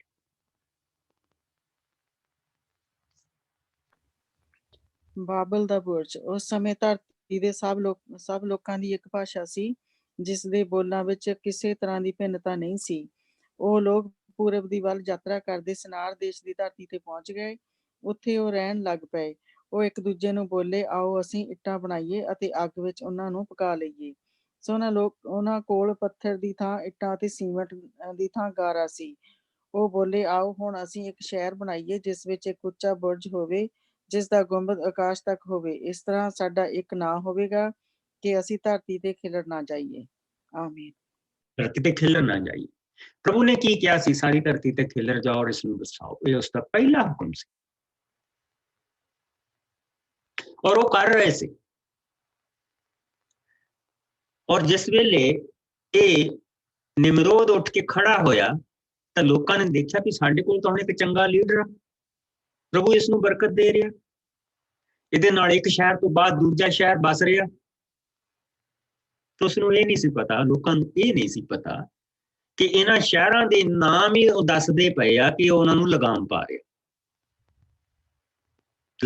ਰਿਹਾ ਔਰ ਉਹਨਾਂ ਨੂੰ ਪ੍ਰਭੂ ਤੋਂ ਪਰਾਂ ਲੈ ਕੇ ਜਾ ਰਿਹਾ। ਉਹਨਾਂ ਨੂੰ ਉਹ ਆਪਣੀ ਵਰਸ਼ਿਪ ਦੇ ਲਈ ਪ੍ਰੇਰਿਤ ਕਰ ਰਿਹਾ, ਆਪਣੀ ਵਰਸ਼ਿਪ ਦੇ ਲਈ ਪ੍ਰੇਰਿਤ ਕਰ ਰਿਹਾ। ਇੱਕ ਐਸੀ ਕੰਡੀਸ਼ਨ ਲੈ ਕੇ ਆ ਰਿਹਾ ਕਿ ਲੋਕ ਉਸ ਦੀ ਵਰਸ਼ਿਪ ਕਰਨ। ਸੋ ਲੋਕਾਂ ਨੇ ਕਿਹਾ ਕਿ ਕਿਉਂ ਨਾ ਅਸੀਂ ਸਨਾਰ ਦੇ ਇਲਾਕੇ ਦੇ ਵਿੱਚ ਇਕੱਠੇ ਹੋਈਏ। ਸਨਾਰ ਦਾ ਇਲਾਕਾ ਜਿੱਥੇ ਬੇਸਿਕਲੀ ਅਸੀਂ ਦੇਖਦੇ ਪਏ ਹਾਂ ਇਰਾਕ, ਈਰਾਨ, ਉਸ ਤੋਂ ਬਾਅਦ ਸਾਊਦੀ ਅਰੇਬੀਆ ਦਾ ਸਾਰਾ ਇਲਾਕਾ, ਫਿਰ ਜਿਹੜੇ ਆ ਛੋਟੇ ਜਿਹੜੇ ਕੰਟਰੀ, ਕੁਵੈਤ ਵਰਗੇ ਕੰਟਰੀ ਜਿਹੜੇ ਆਉਂਦੇ ਨੇ ਤੇ ਮੋਟੇ ਇਹ, ਤੇ ਨਾਲ ਜਿਹੜਾ ਫਿਰ ਸੀਰੀਆ ਦਾ ਜਿਹੜਾ ਵੱਡਾ ਇਲਾਕਾ ਉਹ, ਤੇ ਨਾਲ ਹੀ ਇਜ਼ਰਾਈਲ ਦਾ ਇਲਾਕਾ। ਉਸ ਵੇਲੇ ਇਜ਼ਰਾਈਲ ਦੀ ਕੋਈ ਹੋਂਦ ਨਹੀਂ ਸੀ, ਇਜ਼ਰਾਈਲ ਦਾ ਇਲਾਕਾ ਵੀ ਉਹਦੇ ਵਿੱਚ ਹੀ ਆਉਂਦਾ। ਉਸ ਇਲਾਕੇ ਦੇ ਵਿੱਚ ਉਹਨਾਂ ਨੇ ਸਾਰੇ ਜਾਣੇ ਇਕੱਠੇ ਹੋ ਗਏ ਔਰ ਇਰਾਕ ਦੇ ਵਿੱਚ ਜਾ ਕੇ ਉਹਨਾਂ ਨੇ ਸੋਚਿਆ कि असी जे खिलर गए ਤਾਂ ਫਿਰ ਕਿਤੇ ਇਹ ਨਾ ਹੋਵੇ ਕਿ ਅਸੀਂ ਮੁੜ ਕੇ ਮਾਰੇ ਜਾਈਏ। ਸੋ ਨਾਇਨਸ ਨੇ ਉਹਨਾਂ ਨੂੰ ਸਲਾਹ ਦਿੱਤੀ ਕਿ ਆਪਾਂ ਇੱਕ ਐਸਾ ਬੁਰਜ ਬਣਾਉਂਦੇ ਆ ਕਿ ਜੇ ਪ੍ਰਭੂ ਨੇ ਪਾਣੀ ਚੜਾ ਵੀ ਦਿੱਤਾ ਤਾਂ ਅਸੀਂ ਸਾਰੇ ਜਣੇ ਬੁਰਜ ਦੇ ਉੱਤੇ ਚੜ ਕੇ ਬਚ ਜਾਈਏ। ਸੋ ਜਿਹੜਾ ਬੁਰਜ ਬਣਿਆ ਸੀ ਉਹ ਬੇਸਿਕਲੀ ਉਹ ਸ਼ੈਤਾਨ ਦੀ ਆਰਕ ਬਣੀ ਸੀ, ਉਹਦਾ ਸ਼ੈਤਾਨ ਦਾ ਬੇੜਾ ਸੀ। ਉਹ ਪ੍ਰਭੂ ਤੱਕ ਅਸੀਂ ਪਹੁੰਚਾਂਗੇ, ਪ੍ਰਭੂ ਦੇ ਬਰਾਬਰ ਅਸੀਂ ਪਹੁੰਚਾਂਗੇ। ਇਹ ਚੀਜ਼ ਸੀ। ਆਓ ਅਸੀਂ ਇਕੱਠੇ ਹੋਈਏ। ਕਿਹਦੇ ਥੱਲੇ ਇਕੱਠੇ ਹੋਏ ਆ? ਜਿਹੜਾ ਰਾਜਾ ਉਹਨਾਂ ਨੇ ਚੁਣਿਆ। ਔਰ ਉਸ ਵੇਲੇ ਅਸੀਂ ਇਹ ਸਾਨੂੰ ਮੋਸਟਲੀ ਜਿਹੜੀ ਸੁਮੈਰੀਅਨ ਰਾਈਟਿੰਗਸ ਆ ਉਹਨਾਂ ਦੇ ਵਿੱਚੋਂ ਇਹ ਸਾਰੀਆਂ ਚੀਜ਼ਾਂ ਮਿਲਦੀਆਂ। ਕਿਉਂਕਿ ਬਹੁਤ ਸਾਰੀਆਂ ਸੁਮੈਰੀਅਨ ਦੀਆਂ ਰਾਈਟਿੰਗ ਸੀਗੀਆਂ। ਕੱਲ ਮੈਂ ਥੋੜ੍ਹੀਆਂ ਜਿਹੀਆਂ ਚੀਜ਼ਾਂ ਤੁਹਾਨੂੰ ਉਹਦੇ ਬਾਰੇ ਦਿਖਾਊਂਗਾ। ਉਹ ਜਿੱਦਾਂ ਕਿ ਜਿਸ ਵੇਲੇ ਖੁਦਾਈ ਹੋਈ ਆ ਇਰਾਕ ਦੇ ਬਹੁਤ ਸਾਰਿਆਂ ਇਲਾਕਿਆਂ ਦੀ, ਤਾਂ ਉਹ ਜਿਸ ਤਰ੍ਹਾਂ ਕਿ ਮਿੱਟੀ ਦੇ ਬਰਤਨ ਨਹੀਂ ਹੁੰਦੇ ਉਸ ਜ਼ਮਾਨੇ ਦੇ ਵਿੱਚ, ਇਸੇ ਤਰ੍ਹਾਂ ਮਿੱਟੀ ਦੇ ਬਰਤਨ ਬਣਾ ਕੇ, ਕੱਚਾ ਬਣਾ ਕੇ, ਤੇ ਫਿਰ ਉਹਦੇ ਉੱਤੇ ਲਿਖਤ ਲਿਖੀ ਜਾਂਦੀ ਸੀ, ਫਿਰ ਉਸਨੂੰ ਪਕਾਇਆ ਜਾਂਦਾ ਸੀ। ਸੋ ਬਹੁਤ ਸਾਰੀਆਂ ਉਹ ਜਿਹੜੀਆਂ ਇੱਟਾਂ ਆ, ਇੱਟਾਂ ਨਹੀਂ ਬੇਸਿਕਲੀ ਤੁਸੀਂ ਇਹ ਕਹਿ ਸਕਦੇ ਟੁੱਟੇ ਘੜੇ ਦੀਆਂ ਜਿੱਦਾਂ ਚੱਪੜੀਆਂ ਜਿਹੀਆਂ ਹੁੰਦੀਆਂ, ਉਹ ਜਿੱਦਾਂ ਵੀ ਬਹੁਤ ਸਾਰੀਆਂ ਮਿਲੀਆਂ। ਔਰ ਜਿਸ ਦੇ ਵਿੱਚੋਂ ਸਾਨੂੰ ਜਿਹੜੀਆਂ ਵੱਡੀਆਂ ਲਿਖਤਾਂ ਸਾਨੂੰ ਮਿਲੀਆਂ, ਜਿਹੜੇ ਸਟੀਲਾ ਮਿਲੇ ਆ ਜਿਸ ਦੇ ਉੱਤੇ ਸਾਰੇ ਲਾ ਲਿਖੇ ਗਏ ਸੀਗੇ। ਨਮਰੋਦ ਦੇ ਜਿਸ ਵੇਲੇ ਰਾਜਾ ਸੀ ਤਾਂ ਉਸਨੇ ਇੱਕ ਲਾ ਪਾਸ ਕੀਤੇ ਸੀ ਕਿ ਇਹਨਾਂ ਲਾਜ਼ ਦੇ ਅਨੁਸਾਰ ਸਾਰਿਆਂ ਨੂੰ ਚੱਲਣਾ ਪੈਣਾ। We have that too.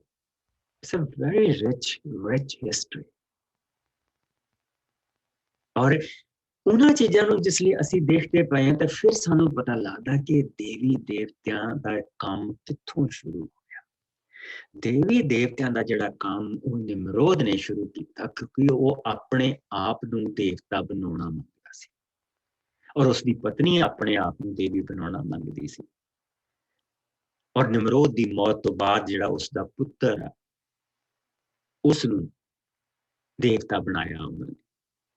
ਸੋ ਜਿਸ ਤਰ੍ਹਾਂ ਕਿ ਫਾਦਰ ਗਾਡ, ਮਦਰ ਗਾਡਸ ਤੇ ਸਨ ਜਿਹੜਾ ਸੀਗਾ, ਉਹਦਾ ਜਿਹੜਾ ਬੇਟਾ ਸੀਗਾ ਉਹ ਚਾਈਲਡ ਗਾਡ ਜਿਹੜਾ ਬਣਿਆ, ਉਹ ਉਹਨਾਂ ਨੇ ਸਾਰਾ ਕੁਛ ਬਣਾਇਆ।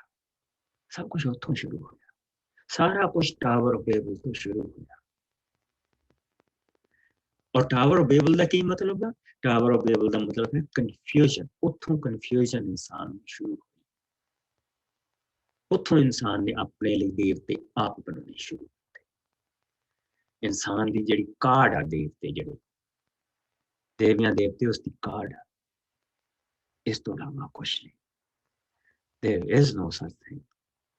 ਜਿੱਥੇ ਵੀ ਅਗਰ ਕੋਈ ਦੇਵੀ ਦੇਵਤਾ ਪ੍ਰੈਜ਼ੈਂਟ ਹੁੰਦਾ ਵੀ ਆ ਤਾਂ ਬੇਸਿਕਲੀ ਸ਼ੈਤਾਨ ਦਾ ਆਤਮਾ ਉਸਦੇ ਪਿੱਛੇ ਹੁੰਦਾ। ਉਹ ਪ੍ਰੈਜ਼ੈਂਟ ਕਰਦਾ ਆਪਣੇ ਆਪ ਨੂੰ। ਅੱਜ ਲੋਕਾਂ ਨੂੰ ਏਲੀਅਨ ਬੜੇ ਦਿਸਦੇ ਪਏ। Same thing. ਸਭ ਉਹ ਸ਼ੈਤਾਨੀ ਆਤਮਾ।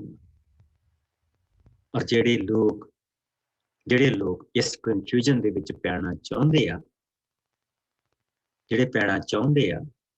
ਉਹਨਾਂ ਨੂੰ ਆਲਰੇਡੀ ਉਹ ਕਨਫਿਊਜ਼ ਕਰ ਰਹੇ। ਵੈਰੀ ਦੇ ਲਈ ਬਹੁਤ ਸੌਖਾ ਉਹਨਾਂ ਨੂੰ ਉਹਨਾਂ ਚੀਜ਼ਾਂ ਦੇ ਉੱਤੇ ਭਟਕਾਉਣਾ। ਔਰ ਕੱਲ ਨੂੰ ਅਸੀਂ ਇਹਨਾਂ ਦੇ ਬਾਰੇ ਥੋੜਾ ਜਿਹਾ ਹੋਰ ਦੇਖਾਂਗੇ। ਲੇਕਿਨ ਜਿਸ ਵੇਲੇ ਅਸੀਂ ਇਹ ਦੇਖਦੇ ਪਏ ਹਾਂ ਕਿ ਉਸਨੇ ਜਿਹੜੇ ਜਿੰਨੇ ਵੀ ਸ਼ਹਿਰ ਬਸਾਏ, ਔਰ ਜਿਸ ਲਈ ਉਸਨੇ ਰੈਜ਼ਨ ਆਪਣੇ ਸ਼ਹਿਰ ਦਾ ਨਾਂ ਰੱਖਿਆ ਜਿਸ ਦਾ ਮਤਲਬ ਹੈ ਲਗਾਮ, ਉੱਥੇ ਜਾ ਕੇ ਉਸਨੇ ਆਪਣੇ ਸਾਰਿਆਂ ਲੋਕਾਂ ਦੇ ਉੱਤੇ ਲਗਾਮ ਕੱਸ ਲਈ। ਹੁਣ ਲੋਕ ਉਸ ਨੂੰ ਦੇਵਤਾ ਦੇਖਦੇ ਪਏ ਆ ਤੇ ਉਹਨਾਂ ਨੇ ਕਿਹਾ ਕਿਉਂ ਨਾ ਅਸੀਂ ਇਸ ਸ਼ਹਿਰ ਦੇ ਵਿੱਚ ਇਸ ਦੇ ਲਈ ਬੁਰਜ ਬਣਾਈਏ। ਸੋ ਪਹਿਲਾ ਜਿਹੜਾ ਮੰਦਿਰ ਬਣਾਇਆ ਗਿਆ, ਜਿੱਥੋਂ ਮੰਦਿਰ ਪ੍ਰਸਤ ਸ਼ੁਰੂ ਹੋਈ ਹੈ, ਮੰਦਿਰਾਂ ਦੀ ਪੂਜਾ ਹੋਈ ਹੈ, ਸ਼ੁਰੂ ਹੋਈ ਹੈ, ਉਹ ਸਭ ਤੋਂ ਪਹਿਲਾਂ ਬਾਬਲ ਦੇ ਵਿੱਚ ਬਣਾਇਆ ਗਿਆ। ਸਭ ਤੋਂ ਪਹਿਲਾਂ ਉਹ ਬੁਰਜ ਬਣਾਇਆ ਗਿਆ। ਔਰ ਉੱਥੋਂ ਇਹਨਾਂ ਸਾਰੀਆਂ ਚੀਜ਼ਾਂ ਦੀ ਜੋ ਅਸੀਂ ਜਿੰਨੀ ਵੀ ਕਨਫਿਊਜ਼ਨ ਅੱਜ ਦੇਖਦੇ ਪਏ, ਜਿੰਨੀ ਵੀ ਭਟਕਣ ਅਸੀਂ ਦੇਖਦੇ ਪਏ ਹਾਂ, ਜਿੰਨੀ ਵੀ ਦੇਵੀ ਦੇਵਤਿਆਂ ਦੇ ਪਿੱਛੇ ਲੋਕ ਦੌੜੇ ਫਿਰਦੇ, ਜਿੰਨੀ ਵੀ ਮਦਰ ਗਾਡ ਸਨ ਗਾਡ ਜਿਹੜਾ ਅਸੀਂ ਦੇਖਦੇ ਪਏ ਹਾਂ, ਉਹ ਅਸੀਂ ਮਦਰ ਗਾਡ ਦੇਖੋ, ਸਾਡੀ ਜਿਹੜੀ ਤ੍ਰਿਏਕ ਆ ਉਹ ਇੱਕ ਪਰਸਨ, ਉਹ ਮਾਈਂਡ ਬਾਡੀ ਤੇ ਸਪਿਰਿਟ, ਉਹ ਬਿਲਕੁਲ ਉਸੇ ਤਰ੍ਹਾਂ ਦਾ ਜਿਸ ਤਰ੍ਹਾਂ ਦਾ ਉਸਨੇ ਸਾਨੂੰ ਬਣਾਇਆ। ਸਾਡਾ ਮਨ ਵੀ ਆ, ਸਾਡੀ ਬਾਡੀ ਵੀ ਆ, ਔਰ ਸਾਨੂੰ ਆਤਮਾ ਵੀ ਦਿੱਤੀ ਗਈ ਹੈ, ਪਰ ਅਸੀਂ ਇੱਕ ਹਾਂ। ਸਾਡੀ ਤ੍ਰਿਏਕ ਬਿਲਕੁਲ ਇਸੇ ਤਰ੍ਹਾਂ, ਬਿਲਕੁਲ ਇਸੇ ਤਰ੍ਹਾਂ। ਜਿਸ ਲਈ ਅਸੀਂ ਧਰਤੀ ਤੇ ਆਇਆ ਤੇ ਪ੍ਰਭੂ ਦਾ ਉਹ ਮਾਈਂਡ ਤੇ ਸਰੀਰ ਜਿਹੜਾ ਸੀਗਾ ਉਹ ਪੂਰਾ ਮਨੁੱਖ ਬਣ ਕੇ ਆਇਆ, ਪਰ ਉਹ 100% ਗਾਡ ਸੀ। ਪ੍ਰਭੂ ਦਾ ਦੇਖਿਆ ਜਾਣ ਵਾਲਾ ਰੂਪ ਉਹ ਸੀ। ਪਰਮੇਸ਼ਰ ਨੂੰ ਕਿਸੇ ਨੇ ਨਹੀਂ ਦੇਖਿਆ, ਜੋ ਉਸਦੀ ਗੋਦ ਦੇ ਵਿੱਚੋਂ ਆਇਆ ਸਿਰਫ ਉਸਨੇ ਉਸਨੂੰ ਦੇਖਿਆ। ਪ੍ਰਭੂ ਯਿਸੂ ਮਸੀਹ, ਅਸੀਂ ਮਰੀਅਮ ਨੂੰ ਦੇਵੀ ਨਹੀਂ ਮੰਨਦੇ, ਔਰਤਾਂ ਦੇ ਵਿੱਚ ਧਨ ਮੰਨਦੇ ਕਿ ਪ੍ਰਭੂ ਨੇ ਉਸ ਔਰਤ ਨੂੰ ਚੁਣਿਆ, ਪਰ ਪ੍ਰਭੂ ਯਿਸੂ ਨੇ ਕਿਤੇ ਨਹੀਂ ਕਿਹਾ ਕਿ ਤੁਸੀਂ ਮੇਰੀ ਮਾਂ ਦੀ ਪੂਜਾ ਕਰੋ। ਉਸਨੇ ਸਿਰਫ ਦੇਖ ਰੇਖ ਦੇ ਲਈ ਆਪਣੀ ਮਾਂ ਹੀ ਨੂੰ ਦਿੱਤੀ ਸੀ ਕਿ ਜਿਹੜੇ ਇਹਦੇ ਬਾਕੀ ਦੇ ਦਿਨ ਤੂੰ ਇਸ ਦੀ ਸੰਭਾਲ ਕਰ। ਐਸੇ ਦੇਵੀ ਨਹੀਂ ਗੀ, ਉਹਦੀ ਵੀ ਮੁਕਤੀ ਉਸੇ ਤਰ੍ਹਾਂ ਹੋਣੀ ਜਿੱਦਾਂ ਸਾਡੀ ਹੋਣੀ। ਉਸਨੂੰ ਵੀ ਯਿਸੂ 'ਚ ਉਸੇ ਤਰ੍ਹਾਂ ਵਿਸ਼ਵਾਸ ਕਰਨਾ ਪੈਣਾ ਜਿੱਦਾਂ ਅਸੀਂ ਕਰਦੇ। ਔਰ ਜਿਹੜੇ ਸਾਡੇ ਰੋਮਨ ਕੈਥੋਲਿਕ ਭਰਾ ਤੇ ਭੈਣ, ਉਹਨਾਂ ਨੂੰ ਯਹੋਨਾ ਦਾ ਦੂਸਰਾ ਚੈਪਟਰ ਕਨਫਿਊਜ਼ ਕਰ ਦਿੰਦਾ ਕਿ ਉਹ ਵਿਆਹ ਦੇ ਉੱਤੇ ਗਏ, ਉਹਨਾਂ ਕੋਲ ਮੱਧ ਹੈ ਨਹੀਂ ਸੀ, ਔਰ ਮੁੱਕ ਗਈ, ਲੋਕ ਜ਼ਿਆਦੇ ਹੋ ਗਏ, ਤਾਂ ਉਹਨਾਂ ਨੇ ਮਾਂ ਨੇ ਉਸਨੂੰ ਕਿਹਾ ਕਿ ਤੂੰ ਜੋ ਇਹਨਾਂ ਦੇ ਲਈ ਕਰ ਸਕਦਾ ਕਰ। ਤੇ ਪ੍ਰਭੂ ਯਿਸੂ ਮਸੀਹ ਨੇ ਮਾਂ ਦੇ ਕਹੇ ਦੇ ਉੱਤੇ ਮੱਧ ਬਣਾ ਕੇ ਦਿੱਤੀ। ਸੋ ਅਗਰ ਅਸੀਂ ਮਾਂ ਦੇ ਕੋਲ ਦੁਆ ਕਰਾਂਗੇ, ਮੈਰੀ ਦੇ ਕੋਲ ਦੁਆ ਕਰਾਂਗੇ, ਤਾਂ ਉਹ ਸੁਣੀ ਜਾਏ, ਉਹ ਯਿਸੂ ਦੇ ਕੋਲ ਲੈ ਕੇ ਜਾਊਗੀ ਉਸਨੂੰ। ਦੇਖੋ ਇੱਕ ਨਿੱਕੀ ਜਿਹੀ ਚੀਜ਼ ਦਾ ਉਹਨਾਂ ਨੇ ਕਿੰਨਾ ਵੱਡੀ ਚੀਜ਼ ਬਣਾ ਲਈ। ਔਰ ਪ੍ਰਭੂ ਯਿਸੂ ਮਸੀਹ ਨੇ ਕੀ ਕਿਹਾ ਸੀ? ਉਸਨੇ ਮਾਂ ਨਹੀਂ ਕਿਹਾ ਉੱਥੇ, ਉਸਨੇ ਜਵਾਬ ਦਿੱਤਾ ਸੀ ਕਿ ਔਰਤ, ਇਸ ਦੇ ਵਿੱਚ ਤੈਨੂੰ ਕੀ ਤੇ ਮੈਨੂੰ ਕੀ, ਮੇਰਾ ਸਮਾਂ ਹਾਲੇ ਨਹੀਂ ਆਇਆ। ਪਰ ਪ੍ਰਭੂ ਯਿਸੂ ਮਸੀਹ ਨੇ ਮਾਂ ਦੇ ਕਹੇ ਤੇ ਨਹੀਂ ਬਣਾਈ ਸੀ, ਉਹਨਾਂ ਦੀ ਇੱਜ਼ਤ ਰੱਖਣ ਦੇ ਲਈ ਬਣਾਈ ਸੀ। ਵਿਆਹ ਦੇ ਵਿੱਚ ਦੁਲਹਾ ਤੇ ਦੁਲਹਨ, ਕਿਉਂਕਿ ਉਹ ਸਾਡਾ ਦੁਲਹਾ ਹੈ ਔਰ ਚਰਚ ਦੁਲਹਨ, ਉਸ ਖੁਸ਼ੀ ਨੂੰ ਖਰਾਬ ਨਹੀਂ ਸੀ ਹੋਣ ਦੇਣਾ ਮੰਗਦਾ। ਉਸਨੇ ਉਸ ਚੀਜ਼ ਦੇ ਲਈ ਬਣਾਈ ਸੀ ਕਿ ਦੁਲਹਾ ਤੇ ਦੁਲਹਨ ਦਾ ਅੱਜ ਖੁਸ਼ੀ ਦਾ ਦਿਨ ਹੈ, ਖਰਾਬ ਨਾ ਹੋ ਜਾਏ। ਮਾਂ ਦੇ ਕਰਕੇ ਨਹੀਂ ਉਹਨੇ ਬਣਾਈ ਸੀ, ਮਾਂ ਨੂੰ ਉਸਨੇ ਨਿਭਾ ਕੇ ਦਿੱਤਾ ਸੀ। ਸੋ ਇਹ ਸਾਰੀਆਂ ਚੀਜ਼ਾਂ ਆਈਆਂ ਕਿੱਥੋਂ? ਇੱਥੋਂ ਹੀ ਆਈਆਂ।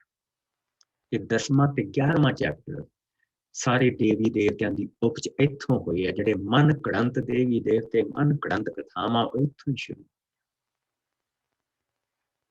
ਇੱਥੋਂ ਸਾਰਾ ਸਭ ਨੂੰ ਉਹਨਾਂ ਨੇ ਉਸਨੇ ਕਨਫਿਊਜ਼ ਕਰ ਲਿਆ ਔਰ ਆਪਣੇ ਪਿੱਛੇ ਲਾ ਲਿਆ।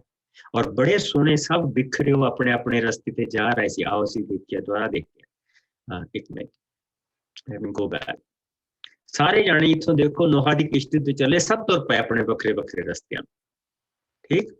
ਔਰ ਜਿੱਦਾਂ ਹੀ ਉਹ ਆਏ, ਜਿੱਦਾਂ ਹੀ ਨਮਰੋਦ ਆਇਆ, ਉਸਨੇ ਹੋਈ ਸਾਰੇ ਦੁਆਰਾ ਇੱਕ ਥਾਂ ਤੇ ਇਕੱਠੇ, ਔਰ ਸਾਰੇ ਇਕੱਠੇ ਹੋ ਕੇ ਇਹ ਮੰਦਿਰ ਉਹਦੇ ਲਈ ਬਣਾਉਂਦੇ ਪਏ ਆ, ਜਿਹੜਾ ਆ ਟਾਵਰ ਬਣਾਇਆ ਤਾਂ ਕਿ ਪਰਮੇਸ਼ਵਰ ਦੀ ਉਹ ਬਰਾਬਰੀ ਦੇ ਉੱਤੇ ਬੈਠ ਸਕਣ, ਦੁਆਰਾ ਨਮਰੋਦ ਨੂੰ ਉੱਥੇ ਬਿਠਾ ਸਕਣ। That was the main point। ਲੇਕਿਨ ਕੱਲ ਨੂੰ ਅਸੀਂ ਪੜਾਂਗੇ ਕਿਸ ਤਰ੍ਹਾਂ ਪ੍ਰਭੂ ਨੇ ਇੱਕ ਕਨਫਿਊਜ਼ਨ ਫਿਰ ਪ੍ਰਭੂ ਨੇ ਪੈਦਾ ਕੀਤੀ। ਇੱਕ ਤਾਂ ਉਹਨੇ ਪੈਦਾ ਕੀਤੀ ਸੀ, ਇਕੱਠੇ ਕਰ ਲਏ, ਤੇ ਫਿਰ ਇੱਕ ਪ੍ਰਭੂ ਨੇ ਕੀਤੀ, ਤੇ ਉਹਦੇ ਨਾਲ ਸਾਰਿਆਂ ਨੂੰ ਉਸਨੇ ਮੁੜ ਕੇ ਦੁਆਰਾ ਪੜ ਦਿੱਤਾ। ਇਹ ਅਸੀਂ ਜਿਸ ਲਈ ਇਹਨਾਂ ਚੀਜ਼ਾਂ ਨੂੰ ਦੇਖਦੇ ਹਾਂ, ਫਿਰ ਅਸੀਂ ਪ੍ਰਭੂ ਦਾ ਵਚਨ ਇਤਿਹਾਸਕ ਤੌਰ ਦੇ ਉੱਤੇ ਦੇਖਦੇ ਹਾਂ ਕਿ ਹਿਸਟੋਰੀਕਲੀ ਪ੍ਰਭੂ ਦਾ ਵਚਨ ਹੈ।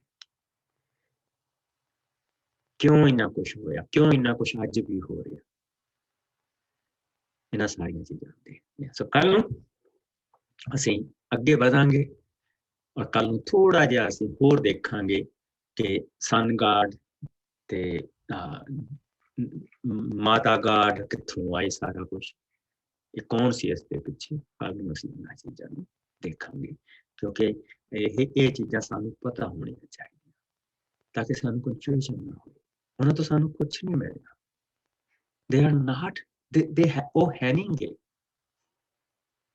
वो शैतान दियां डिग्गियां होईयां आत्मावां आ जिहड़ियां अपने मंदिर बना के बैठियां हैं, इस तो इलावा कुछ नहीं।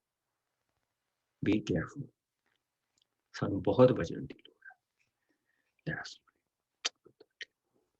प्रभु जी तेरा बहुत शुक्र करते हैं अज दे समय दे लई, अज तेरे वचन दे विचों खुदावंद असीं तेरे वचन दियां उन्हां सच्चाइयां नूं देखदे पए हां जो खुदावंद इत्थे साफ सानूं दिखाइयां दे रहे हैं कि इंसान किस तरह प्रभु जी इन्ना कुछ देखण तो बाद फिर भटक गया।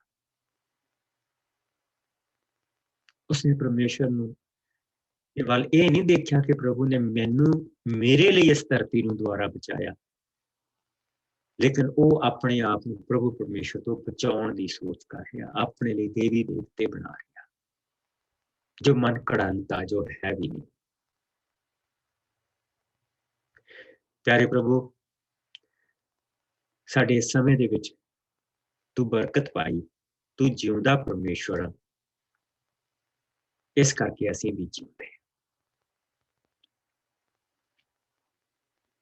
तेरा असीं शुक्र करदे खुदावंद कि तू सानू इस तरह की कन्फ्यूजन दे विचों कढ के बाहर ले आया, तू साडे पैर चट्टान दे उत्ते रखिया जो जिउंदी है, जो सब चीज़ां दा सोमा, और चट्टान जिस तो तेरे लोग पानी पींदे सी, जिथों पानी दे फुहारे फुटदे सी प्रभु जी, तू सानू उस चट्टान ते खड़ा कीता, इसके लिए असीं तेरा शुक्र करदे। हुण कल तक जद असीं दोबारा मिलीए, तेरी राखी, तेरा रहम, तेरा प्यार साडे सब दे नाल बनिया रहे। मसीह यसू दे मिठे और प्यारे नाम च मंगते हैं सारे भैन भरा। Bless you. कल नूं मिलांगे और कल नूं असीं 11वें चैप्टर नूं और 10वें चैप्टर दी जिहड़ियां असीं आयतां छड्डियां, कल नूं इन्हां नूं असीं दोबारा देखांगे। Bless you. प्रभु तुहानूं बरकत दे और तुहाडे नाल बने।